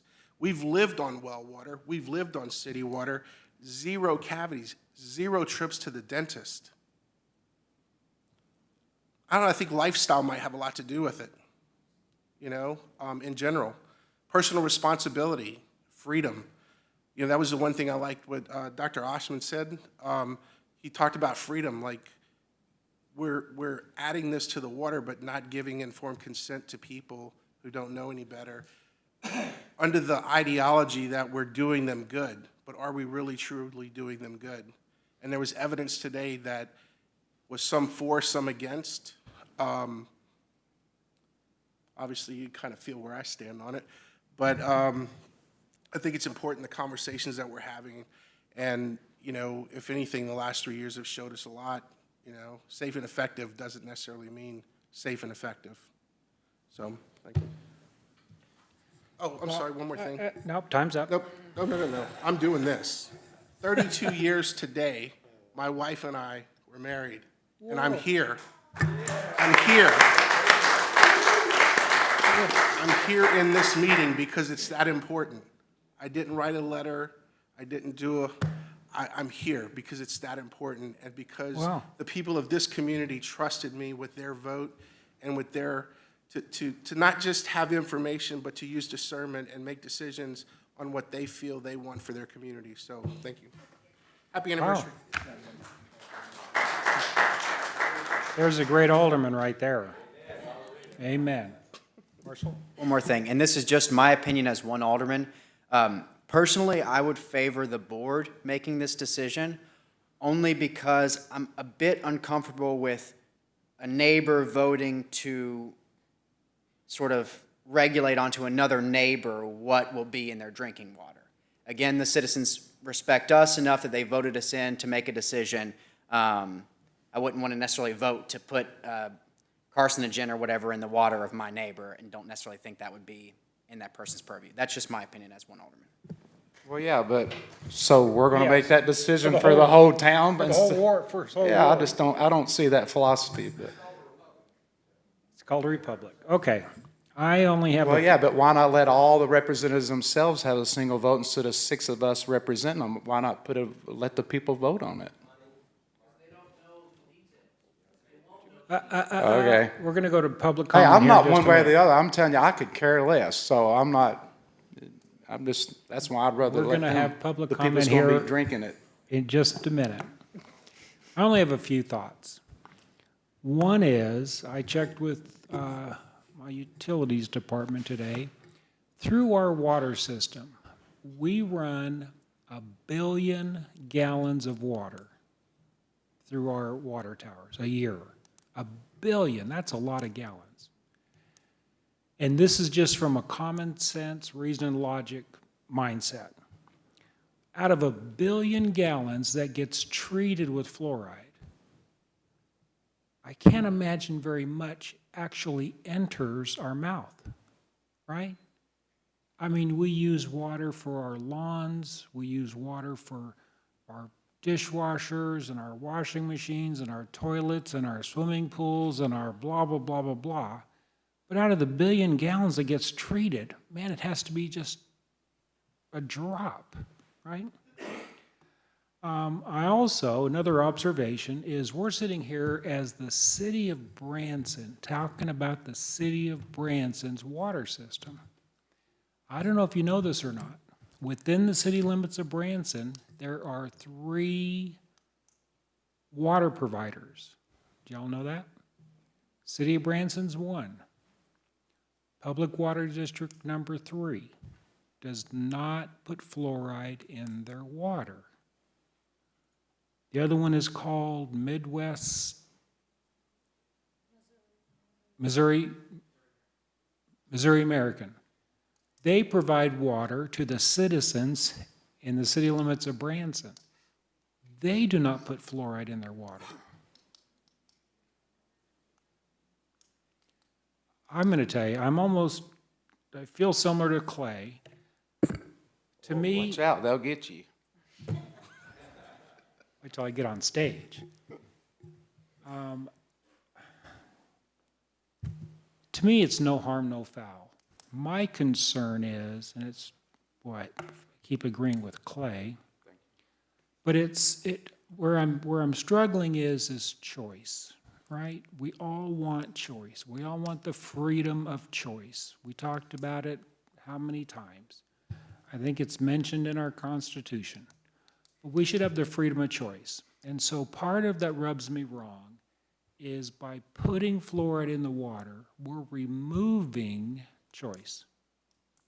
You don't have a choice if we put it in our public water supply. That's just a thought. Thank you. The biggest conflict I have is, you're right. The citizens elected us to make decisions that we feel are best for the citizens. This entire board is made up from elected officials that want to hear the voice of the community, right? Community says turn left, I am not turning right. I mean, that's just the way it is. So I'm uncomfortable, especially not having a big turnout. I'm going to open up for public comments here in just a minute, but there's only a handful that we're going to hear from, and I don't know that I feel comfortable having the voice of the community. When this came up last time, my phone rang a lot, and I will say the majority of people that contacted me were asking not to put fluoride in the water. But I'm not going to tell you it's an overwhelming majority. So I'm uncomfortable speaking for the community when I don't know what your voice is. Does that make sense? How many, can I just quickly see a show of hands? How many people would like to make a public comment? Okay. We don't have any code of regulations for special meetings like this of the length of time. So what I'd like to do is limit your public comments to 3 minutes. Just in 3 minutes, share with us how you feel. And if you want, just come on up. You can form a line or wait till the next speaker's done. Who was down here? What's that? Hey, Mr. Mayor, Oh, hold on a second. just an observation just kind of came to me when you said public comment and want to hear from the community, right? Yeah. Isn't it funny that the strongest proponents for this fluoridation of water are not even in our community? Like, these experts are outside of our Dr. community. Willard, No, a couple dentists were yeah, here. no, but the ones, a couple that presented today were not even part of our community, but they're part of organizations that are strong advocates for fluoridation. Well, you have to respect the dental association, right? Well, I mean, it's kind of like. Ralph, didn't you also have people Well, against, not from the the guy community? against it was from Washington. Right, no, I understand. I don't know if but- that's the. Okay. I So- guess because I got a bunch of emails from people outside of Missouri during this whole thing, and I just thought it was quite interesting that, I just became popular all of a sudden, and I'm getting all these emails about fluoridation. I want to take, thank you for saying that, but I want to take a minute and show our appreciation for Alex, who's our chief of staff. So listen to this, and I want you all to appreciate this. A topic like this comes up. It's not going to end the world, right? But a topic comes up. Our chief of staff gets 3 experts that support it and 3 that oppose it, and gets that information from both sides presented to the board. I've been in government for a little bit here, and I don't know that I've ever experienced that.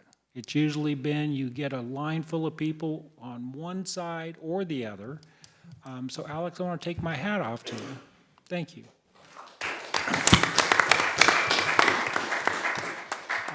I just had a request for a quick break before we have public comment. Do y'all mind? Okay, we'll take a quick break. We'll listen more attentively.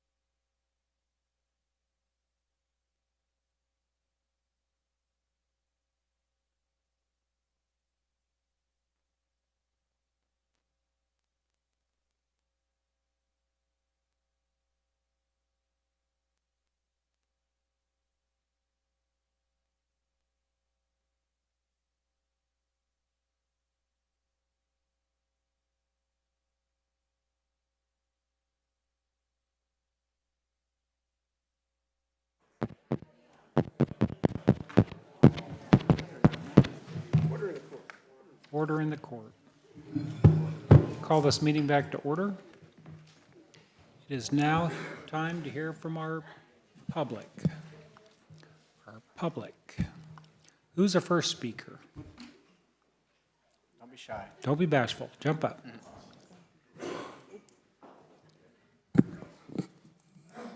And if you would, we're going to ask you to state your name. You do not need to state your address. Okay. My name is Michael Isley. So I know a little bit about the fluoride issue. I have a son with autism, and one of the things I learned was, it got me down a road of researching a lot of stuff. And so I researched everything. And one of the things I've learned is toxins. We need to keep toxins out of our body. What people don't talk about is that fluoride continually gets into your bones. It doesn't go away. Not only that, the other issue is that with the way that it's processed from these agrochemical plants, where it all started was originally they used to let it go out in the air. And then the EPA in Florida, because that's where most of the fertilizers come from because of all the phosphates there in Florida. And so they made them put the stacks in. And so what these are is all the chemicals, the gas that's coming out, these filters catch it, and then that's what's used for our water. So it's not even the fluoride it's not a pharmaceutical grade, fluoride. It's a chemical grade fluoride that we don't even know. And what they're saying is a lot of that has arsenic and also lead. I mean, so we're actually polluting our citizens with this. And myself, I chose to get a house with a well for the fact that I don't want that water. I don't want to drink that water because it's not healthy for you. It causes all kinds of other issues later on down the road because it accumulates in your body. You can't get rid of it, So, and the other thing is we look at our underprivileged citizens, okay? They don't have the luxury of buying bottled water. But if you look at baby formula, it specifically says, do not use fluoridated water. Why is that? If it's so safe and effective, why do they say that? Because they know already that it lowers the IQ of kids, and it's not healthy for babies, And it's not healthy for us truly either, over long-term exposure. We always look at, this part here is safe. We can drink this. But, and then we don't even talk about the fact that we're showering in it. So now you're showering in it. If you have a steamed shower, you have the potential of breathing in fluoride gas. And it gets in your skin and everything else. I mean, there's more pores in your skin than you can imagine. So, we're just talking about the drinking. What about, showering in this? And it should be a personal choice. It really should. I mean, this country was founded on freedom, freedom of choice. And those freedoms are slipping away in a mighty way. And you look in, like in the city of Davis, I came from California. They refuse it every year. 30 seconds. Every year they try to push that. And they say no because they're educated people and they know that it's not healthy for us. And they know about the accumulation of it in your body. So I think I'm praying that you guys, give the opportunity for us as citizens to make that choice ourselves. If we want to put fluoride in our water, we can go ahead and do that. But just putting it in the water system, that's not fair to everybody, I don't think. Thank you, Michael. Thank you. Appreciate all of you. Thank you.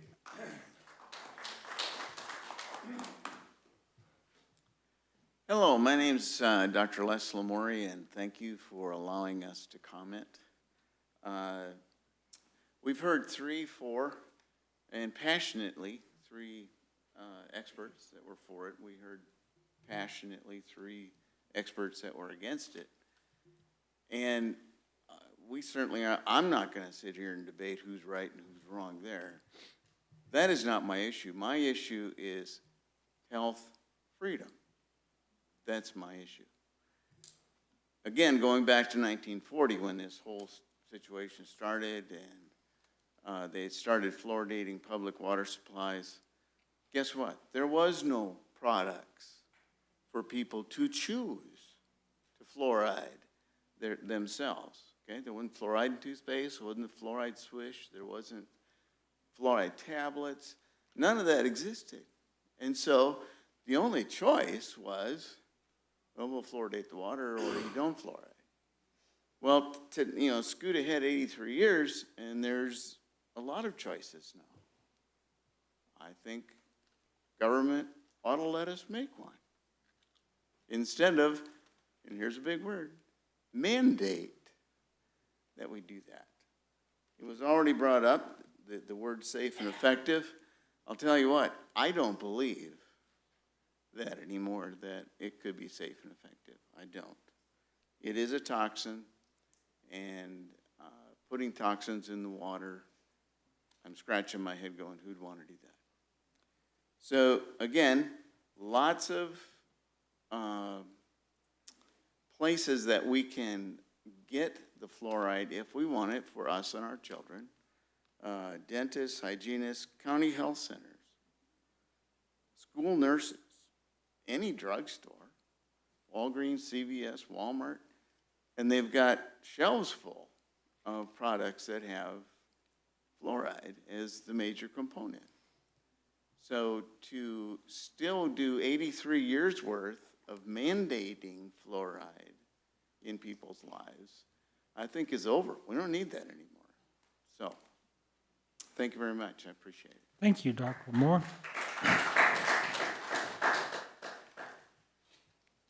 Thank you for the opportunity to talk to you. My name is Dr. Johann Stiegmann. I'm specialized in chronic diseases, and I was working several years for the military, the French military, in countries like Sudan, Congo, Chad, in Africa, Central Africa and North Africa, as well as in South America.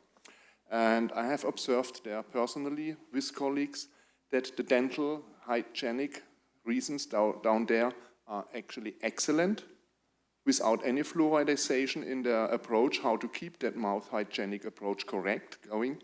They have teeth where the most European or North American can just dream from, in a natural state of beauty, health, and with at little as 1% of natural or standardly approaching tooth decay.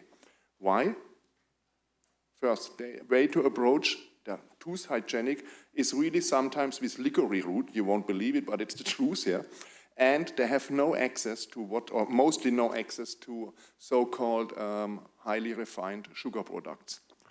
The most impact where decay comes from is actually from a missing hygienic of the mouth and an abuse of sugar products and not cleaning the mouth, at least rinsing it after I eat or drink something with water.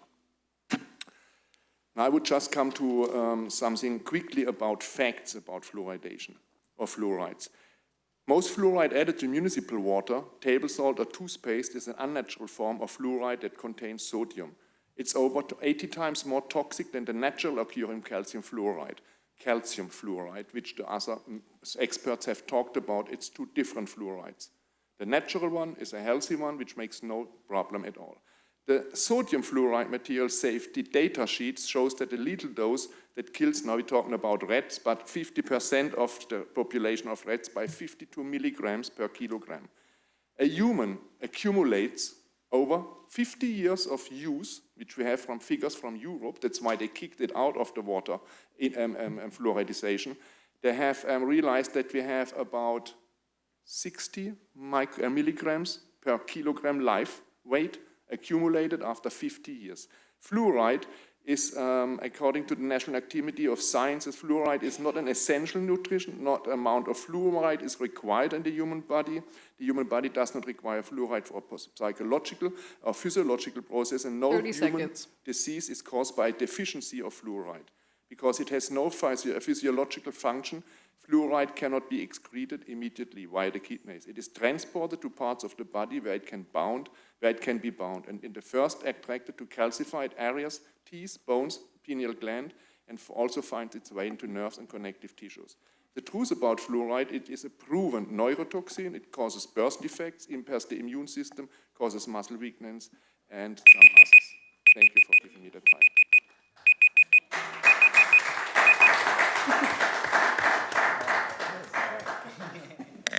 Hello. We have Thank you for this officers in the time. building? I'm sorry. Go ahead. Hi. What's your name? I'm Rose Wilcox. Rose? Yes, I live here in Branson. And hi, everybody. It's good to see you again. You're our awesome leaders, and I was supporting those of you that I know so far. But my point is, I was at Walmart an hour ago shopping, and when this meeting started, I was able to listen to this on the phone.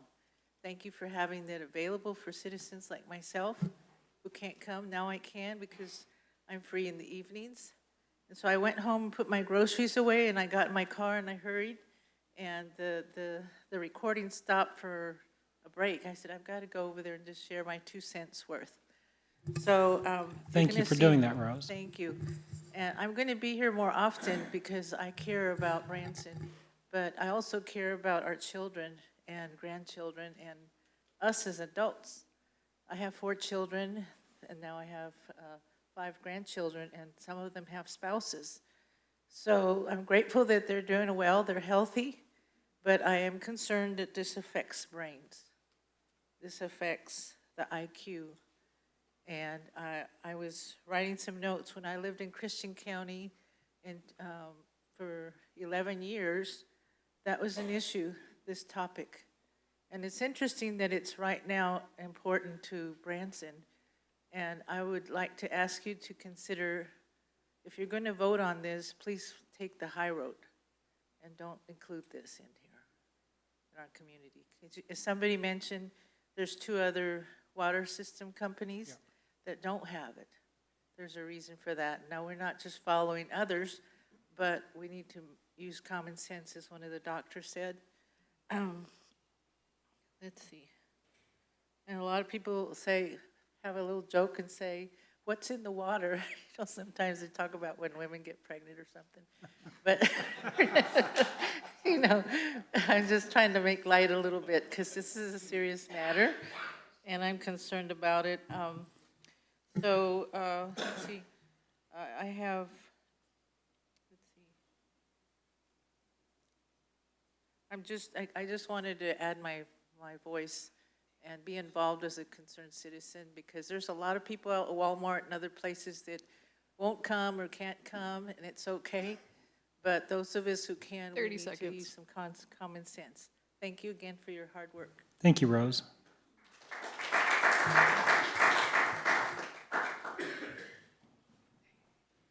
Hello, my name is Roger Sullivan, and I'm a Class A water operator, a Class B wastewater operator, and a DS3 distribution operator.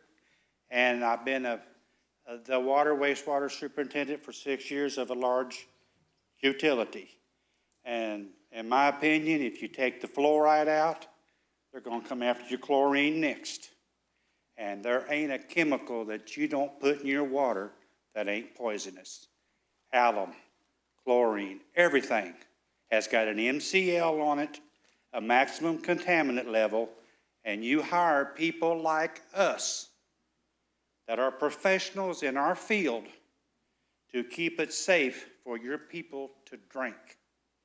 Now, we're talking about having natural fluoride of 3 to 5 parts per million. That is 5 parts per million is 0.5 of a pound in 1 million pounds of water. 1 million pounds of water is 120,000 gallons rough. It's 119 and some change. So if you got 0.3 to 0.5, you need to add 2 parts per million of 100% pure fluoride. That's about a half a cup per 120,000 gallons of water.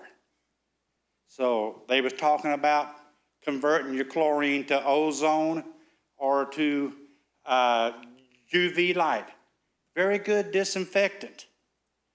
No residual. So in other words, once it leaves your plant, gets in your pipes, no more disinfection. And fluoride is one of the top 10 modern marvels of the 20th century. Chlorine's number 1 because it stopped typhoid, cholera, helped with polio, E. coli. It's just to name a few of the things that it kills and makes the water safe for you to drink. And by the way, our water, your water, is tested regularly and is safer to drink than any bottled water because it only has to be tested once a year at the factory. So 30 seconds. I'm a strong opponent of the fluoride because I grew up without it. I've had abscess tooth that damn near killed me. And any child that goes to a cancer hospital with an immune system one of the first places they go is to a dentist to make sure that they have no infections in their mouth, because the chemotherapy will not work. Thank you, Roger.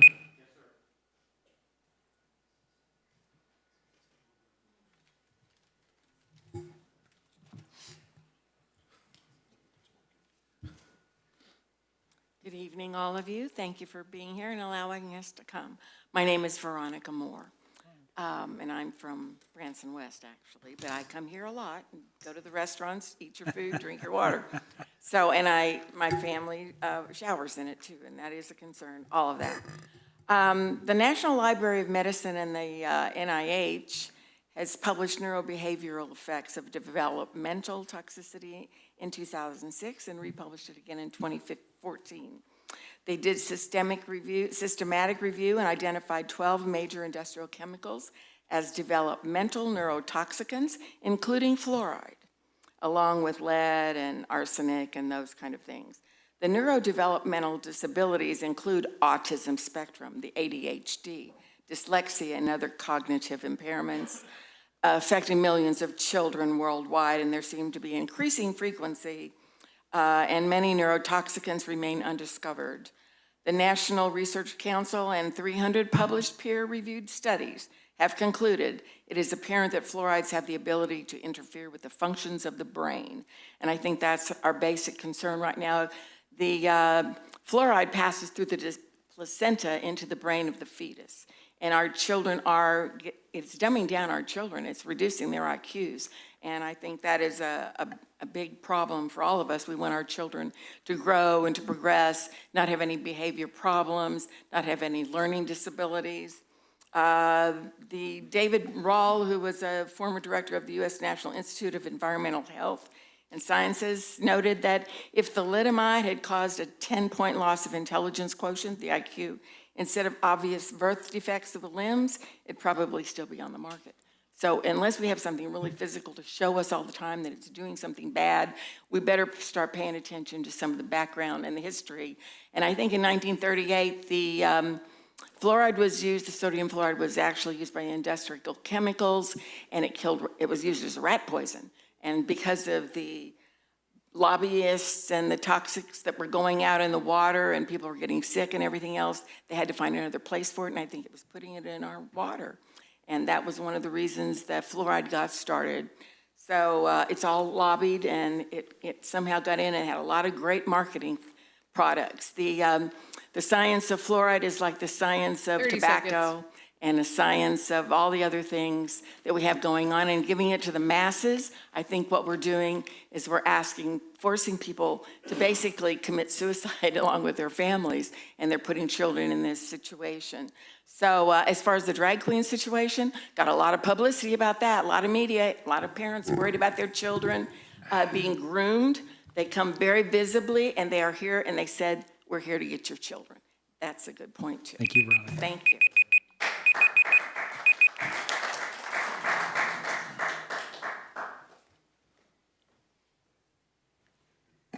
Carolyn Dieger. Are people still getting cavities? Do dentists make you sign a consent form to have them put fluoride on your teeth? Fluoris is a defect in tooth enamel. Too much causes brown splotches on teeth in our children. Fluoride is a neurotoxin and endocrine disruptor. I'll probably repeat some things, but people have died with too much fluoride in their water, and it causes cancer, causes thyroid problems, and it's harmful to pregnant women that leave children to ADHD. Where did fluoride come from? Well, I heard some of it's fertilizer. Do we want to put fertilizer in our bodies? I work with a company that's all natural that doesn't have fluoride in their toothpaste. And if you want to put fluoride in you, it should be a choice.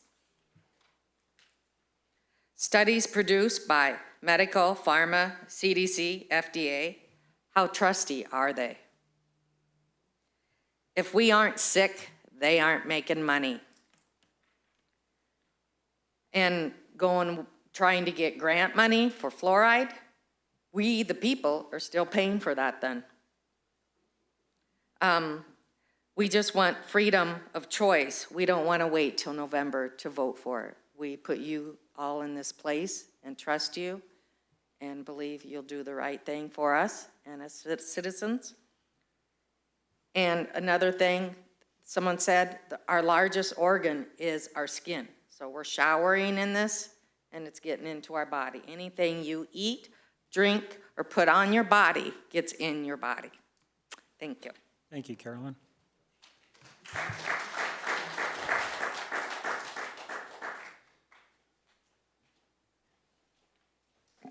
My name is Nikolai Rhodes. Hello, everyone. Firstly, I'd like to thank the City of Branson, both for hosting a meeting on the issue at hand, as well as allowing a series of qualified experts and the public to comment on the topic as well. Water fluoridation is an issue mired in controversy and conspiracy, and fraught with myths and misconceptions which have helped to make an already contentious topic only more divisive. I believe that despite all of this, there's lots of hard science that can elucidate the topic. Science which proves that the benefits of water fluoridation are not great enough to outweigh the harms the practice may pose, particularly to Branson's youth.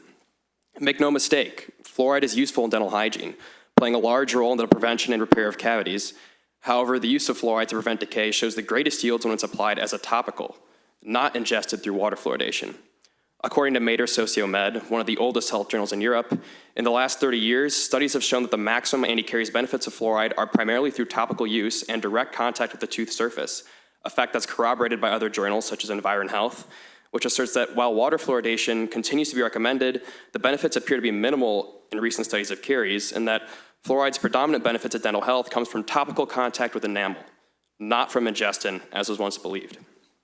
This all offers the conclusion that fluoride's most effective use is on an individual and specific level, deliberately and directly applied to enamel in the form of toothpaste, as opposed to ingesting the chemical through water. While fluoride does have its dental benefits, it also carries cognitive risks. A plethora of studies highlight a common trend, a negative relationship between fluoride exposure and IQ. A meta-analysis done by the Harvard School of Public Health and the China Medical University in 2012 combined 27 studies and found strong indications that fluoride may adversely affect cognitive development in children. Based on the findings, the authors say that the risk should not be ignored and that more research on fluoride's impact on the developing brain is warranted. Later on, Harvard writes that they analyzed possible associations with IQ measures in more than 8,000 children of school age, and all but one study suggested that high fluoride content in water may negatively affect cognitive development, and that some studies suggest that even slightly increased fluoride exposure could be toxic to the brain. They draw attention to the fact that virtually no human studies in the field have been conducted in the US, and conclude with the assertion that fluoride seems to fit in with lead, mercury, and other poisons that cause chemical brain damage. This study was published and later updated by the journal Environ Health in 2019, excuse me, with a novel 14 recent cross-sectional studies which supported the previous findings of cognitive deficits in children with elevated fluoride exposures, and that calculations suggest that safe exposures are likely to be below currently accepted or recommended fluoride concentrations in drinking water. Fluoride exposure has been tied to IQ deficits across the world, which is part of the reason why most developed countries, including Japan and 97% of Europe, don't consume fluoridated water. In the end, if your teeth decay and fall out, you can buy a new set of dentures, but you can never buy a new brain. The potential benefits to our oral health do not substantially outweigh the potential threats to our cognitive health, more particularly the youth's cognitive health that is posed by water fluoridation, especially when fluoride is, you might just wrap up again on the sentence. Go ahead. Especially when fluoride is so abundant in its safer and more effective form, a topical, which Branson citizens can use at their own discretion. And it's for these reasons that I strongly urge Branson and our aldermen to end the practice of fluoridation. Thank you. Nikolai, thank you very much.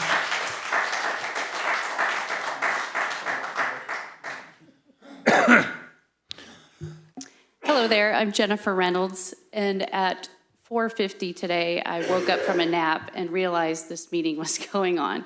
The topic is so important to me that I drug myself off my couch and made it down here to listen to comments.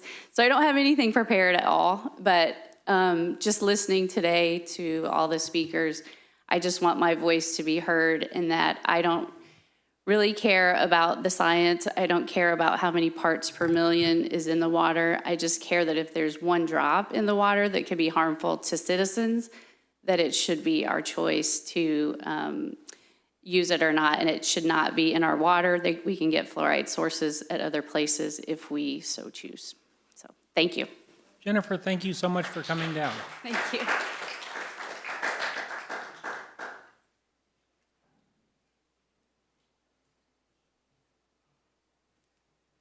My name is Brian Pollock, and I just wanted to touch base with something about a study of studies.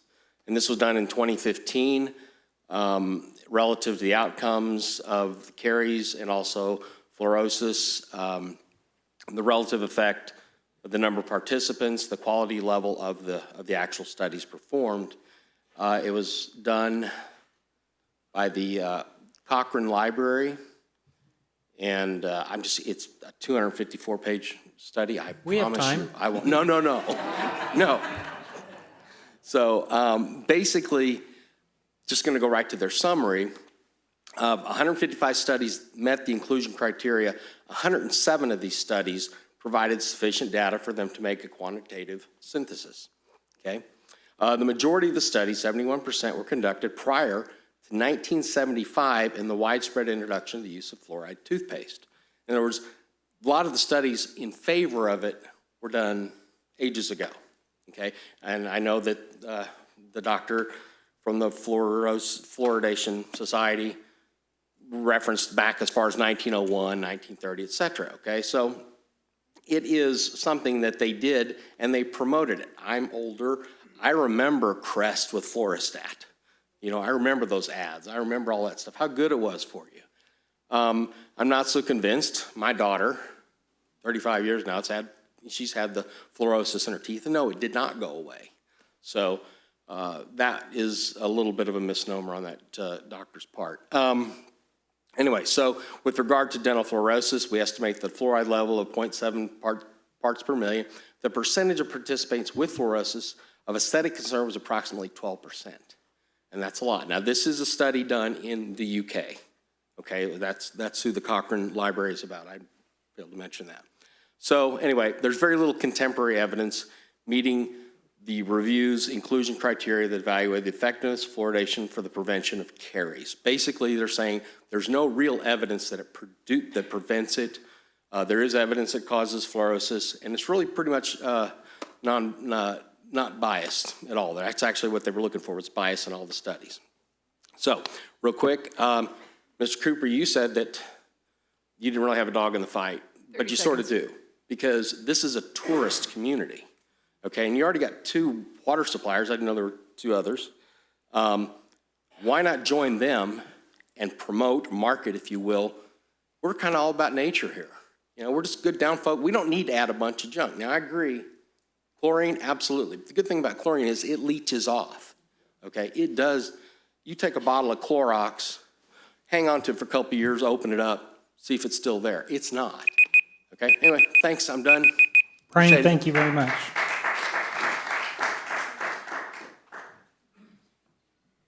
Need your name, address, social.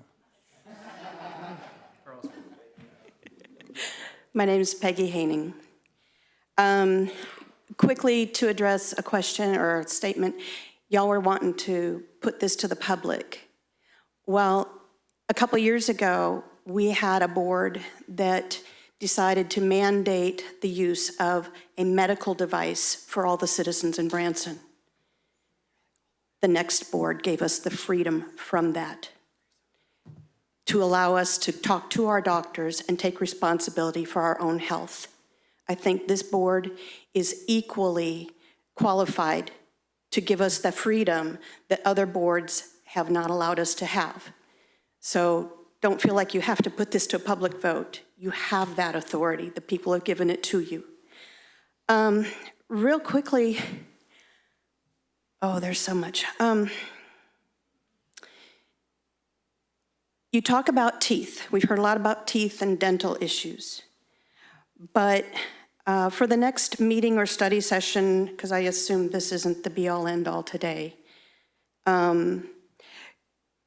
could we please request that the board hear a report from someone in poison control explaining the effects of fluoride poisoning and why tubes of toothpaste are required to carry a warning label regarding the dangers of children ingesting the poison, also known as fluoride, by swallowing when brushing their teeth.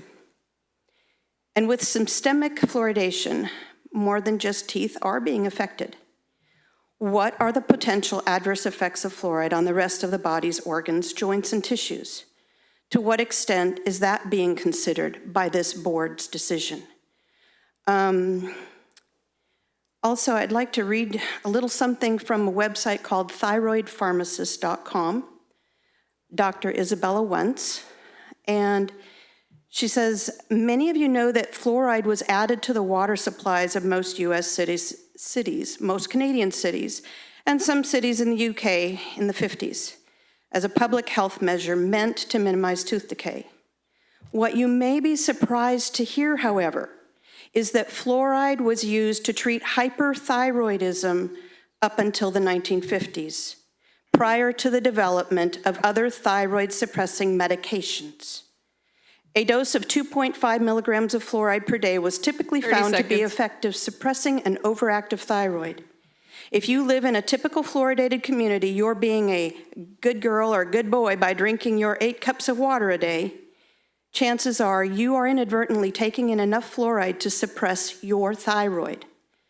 And with the rise of thyroid medications being needed and Hashimoto's disease in today's society, I think it would be really wise if you guys did due diligence to really read and do the research for yourself. Thank you. Becky, thank you.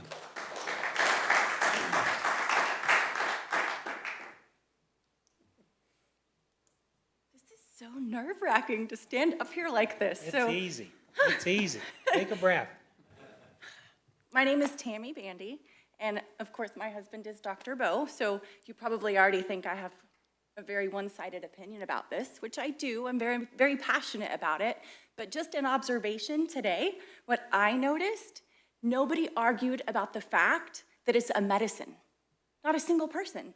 Even the people that are for it didn't argue that it's a medicine. So if that's the case, you have a moral obligation to remove it from our water. Thank you. Thank you, Tammy.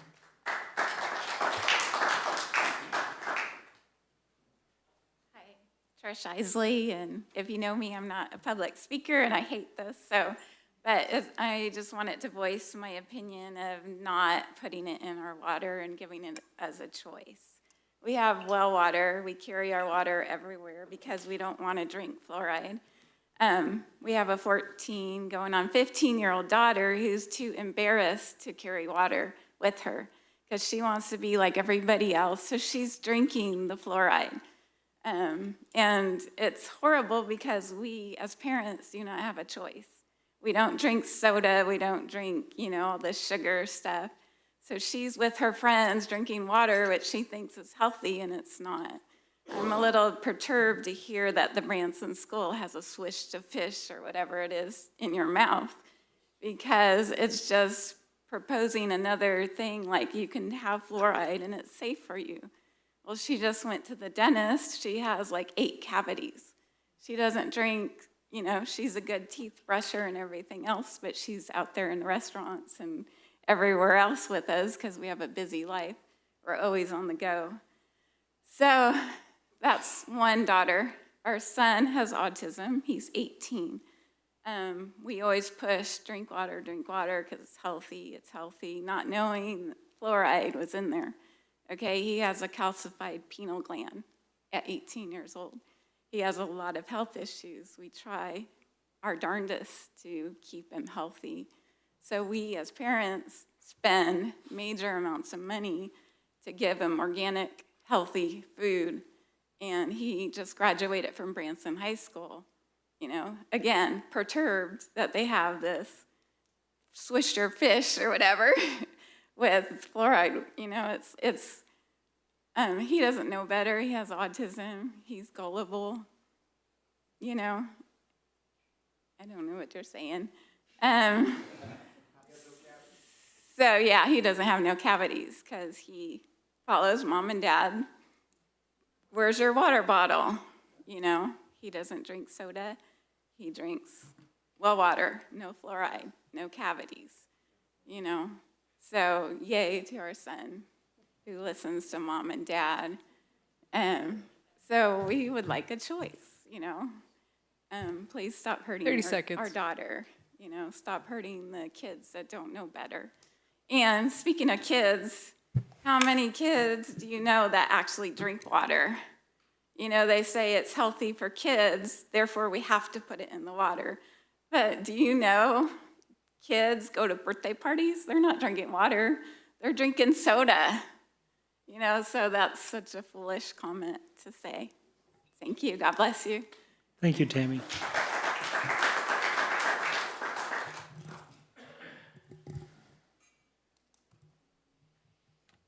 Well. Oh, sure, Gwen. I'm Gwen Sullentrub, and as I said before, thank you guys for being open and having these conversations. I know they're hard, and sometimes that's not always a good thing, but I think they're needed to be had. I've been taking notes, and I just wanted to mention a few things. I know that it was mentioned that no one has said that this is not a medication. The highest court in the land has actually struck this down, that it is not a medication.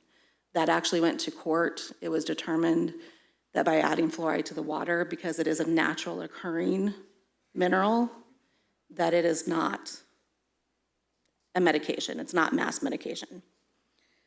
One of the other things is that I hear a lot about the cost. You guys are a tourist city. People that are coming here, that are eating at your restaurants, that are served by your water system. I understand that there's 3 here. But they're the ones that are paying a lot of that cost. They pay that cost when they eat their meals. They pay that cost when they stay at the hotels that are served by that water system. Baby formula was mentioned, that it states on there not to use fluoridated water. That's because baby formula has fluoride in it. So they don't want babies to be overexposed, so they put the caution on there to tell you if you're going to give your child formula, it's already fluoridated. They've already done that for you. Because breast milk obviously is the best choice, at least in my opinion, not in everybody's opinion, but in my opinion. And what the mother ingests does pass on to the baby. Gwen, can I ask you a question on that? Yes. With the fluoridation being in the baby formula, and then you're mixing it with the water that has fluoride in it, is there an issue with that? No. Should they be using like bottled water but not tap water when they make baby formula? I use tap water with all of my children. Okay. 2 of them lived in a fluoridated community. 1 of them did not. None of them are smarter or less smart than the other one. They do not You have have to any say that health you're the mom. issues. We know one's My smarter oldest has than made the some really dumb choices. So, but my point is, Just wanted to yeah. clarify that. Yeah, so I cannot push, I'm not advocating for fluoride. I just want you guys to have the educational materials. That's not my job, my job is to educate, not to advocate. But I don't want misrepresentation. One of the other things mentioned is Europe doesn't fluoridate. They do through salt and they do it through milk. They can't because they don't have community water systems in most of places in Europe. Did you have anything else? I could go on, but no, I mean, I think as someone mentioned, this probably won't be the end. So, you know, I can cover more things later or answer questions that you guys have. Well, this may be the end. Oh, Talk to me. Oh, this may be the last study No, session? no, Is that what you're I was saying? just Oh, told. okay, all right. I was corrected. Okay, thank you. Thank you. Me again, Margaret. Clay Hi, will get Margaret. that. The definition of medicine, a substance, especially a drug, used to treat the signs and symptoms of a disease, condition, or injury. Sounds like fluoride to me if it's used to treat dental caries, which has been labeled a disease by the FDA. It is a medicine. Get it right, people. Thank you, Bo.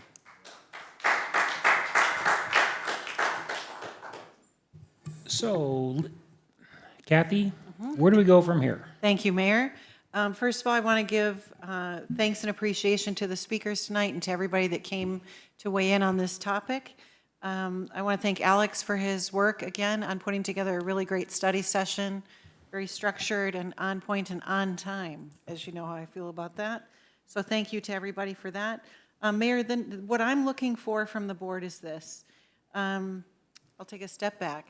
When Kendall first came to me several months back and said that we had the opportunity to apply for a grant to replace some of the equipment that we use to fluoridate the water, I thought it best that before we would reinvest in new equipment to continue the practice, that we bring the policy decision to you all. So you can blame me for this, that you're the decision makers at this point in time. But, you know. So next time, you can just make the decision. Well, I don't know how people would feel about that, because really it's really a very big public health policy. thank you. So, right, so it should come to you all. So that's why we're here. What I'm looking for tonight from you all is not a formal vote on anything. That's not what we're here to do during this session.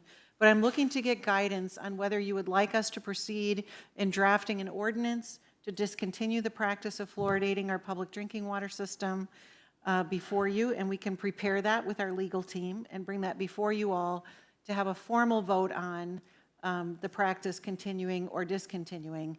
And it'll be at that meeting then that the public will have another opportunity to weigh in. So would you like a roll call opinion? Nope, just kind of a, like, yeah, or, you know, something not that formal. You know, just giving me the sense of direction you'd like us to go. Thank you, sir. Mr. Mayor? Sure, Marshall. Well, I don't know everybody's opinion. I don't know if people want to be put on the spot, but it is in our code that it takes 2 aldermen to put something on the agenda. Correct. So I'll be one of those aldermen that I'm asking for this to go on a vote of a aldermanic agenda. Do I have a second? Okay, so you have 2 aldermen requesting to put this on the next agenda. Is that what you're needing? That's what I needed. Thank you. Ralph, you have any words of wisdom? Well, you know, my comment, I think it definitely needs to be brought up and discussed more. And I think the only way we get there is to make it an agenda item and really, you know, have everybody have their input, all the residents in our community in every single ward, Ward 1, 2, 3. I mean, whatever we have to do to get as much input, because we want to make a decision based on, you know, sound knowledge, but then at the same time, we were elected by the people. And so, you know, I guess to kind of lift the heavy, because, I mean, it is a heavy decision, is I want to hear from as many Ward 3 residents. What do you want? And I think every other ward would want to hear the same thing. And I think the only way we get there is to discuss it, and the only way we discuss it is to put it on the agenda. I don't feel that having 12 voices, even though 11 voices were no, I don't feel comfortable that's a fair representation, right? Clay? Ruth? When we were considering how many chickens somebody could have, we went out and had. How many what? How many chickens somebody could have, right? We had town halls and public forums, and we invited people out. We hosted that. We invited people out from our ward to come out and share their thoughts, and we did that over chickens.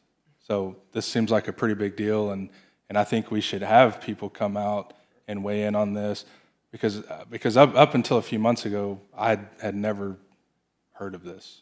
I didn't know this was an issue. Our pediatrician for years prescribed fluoride to our kids because we were on public water district number 3. So to hear that this is this big of an issue these last few months has been a bit surprising to me. So I think it would be prudent for us to hear from, you know, I appreciate everybody that showed up tonight, and your input was very helpful, but I think we need to hear from people, you know, in our wards like we did in the past. So that's my 2 cents. Okay. Ruth, you good? I agree, and I agree we do need to hear from people, and I think people, you know, sometimes there's just so much, but when we find out about something, because maybe we've not heard about it yet, it's time that we become responsible to research and get the information and to pass that on to the community. I was shocked, as I did more research, to find out this is a medicine. You do get a prescription for it, and it's being added to our water, that it has the, what is it, fluoxetine in it, which is what you find in Prozac. And I'm like, no, we're prescribing medicine right now, and not one of us up here have that authority. So it really, when I found that out, I'm like, we owe the public that information. Yeah, and I'll tell you, I get stuck because none of us up here have a medical degree, and we hear conflicting sides from the medical profession, right? So that's why it's more important for me to listen to what the people choose to do. Okay, are there any aldermen wishing to provide any reports? Hearing none, I would entertain a motion to adjourn. So moved. Second. We have motion and a second. All in favor, say aye. Aye. Opposed, same sign. Opposed, say sign. Same sign? Ayes have it. Thank you very, very much. This is your city hall.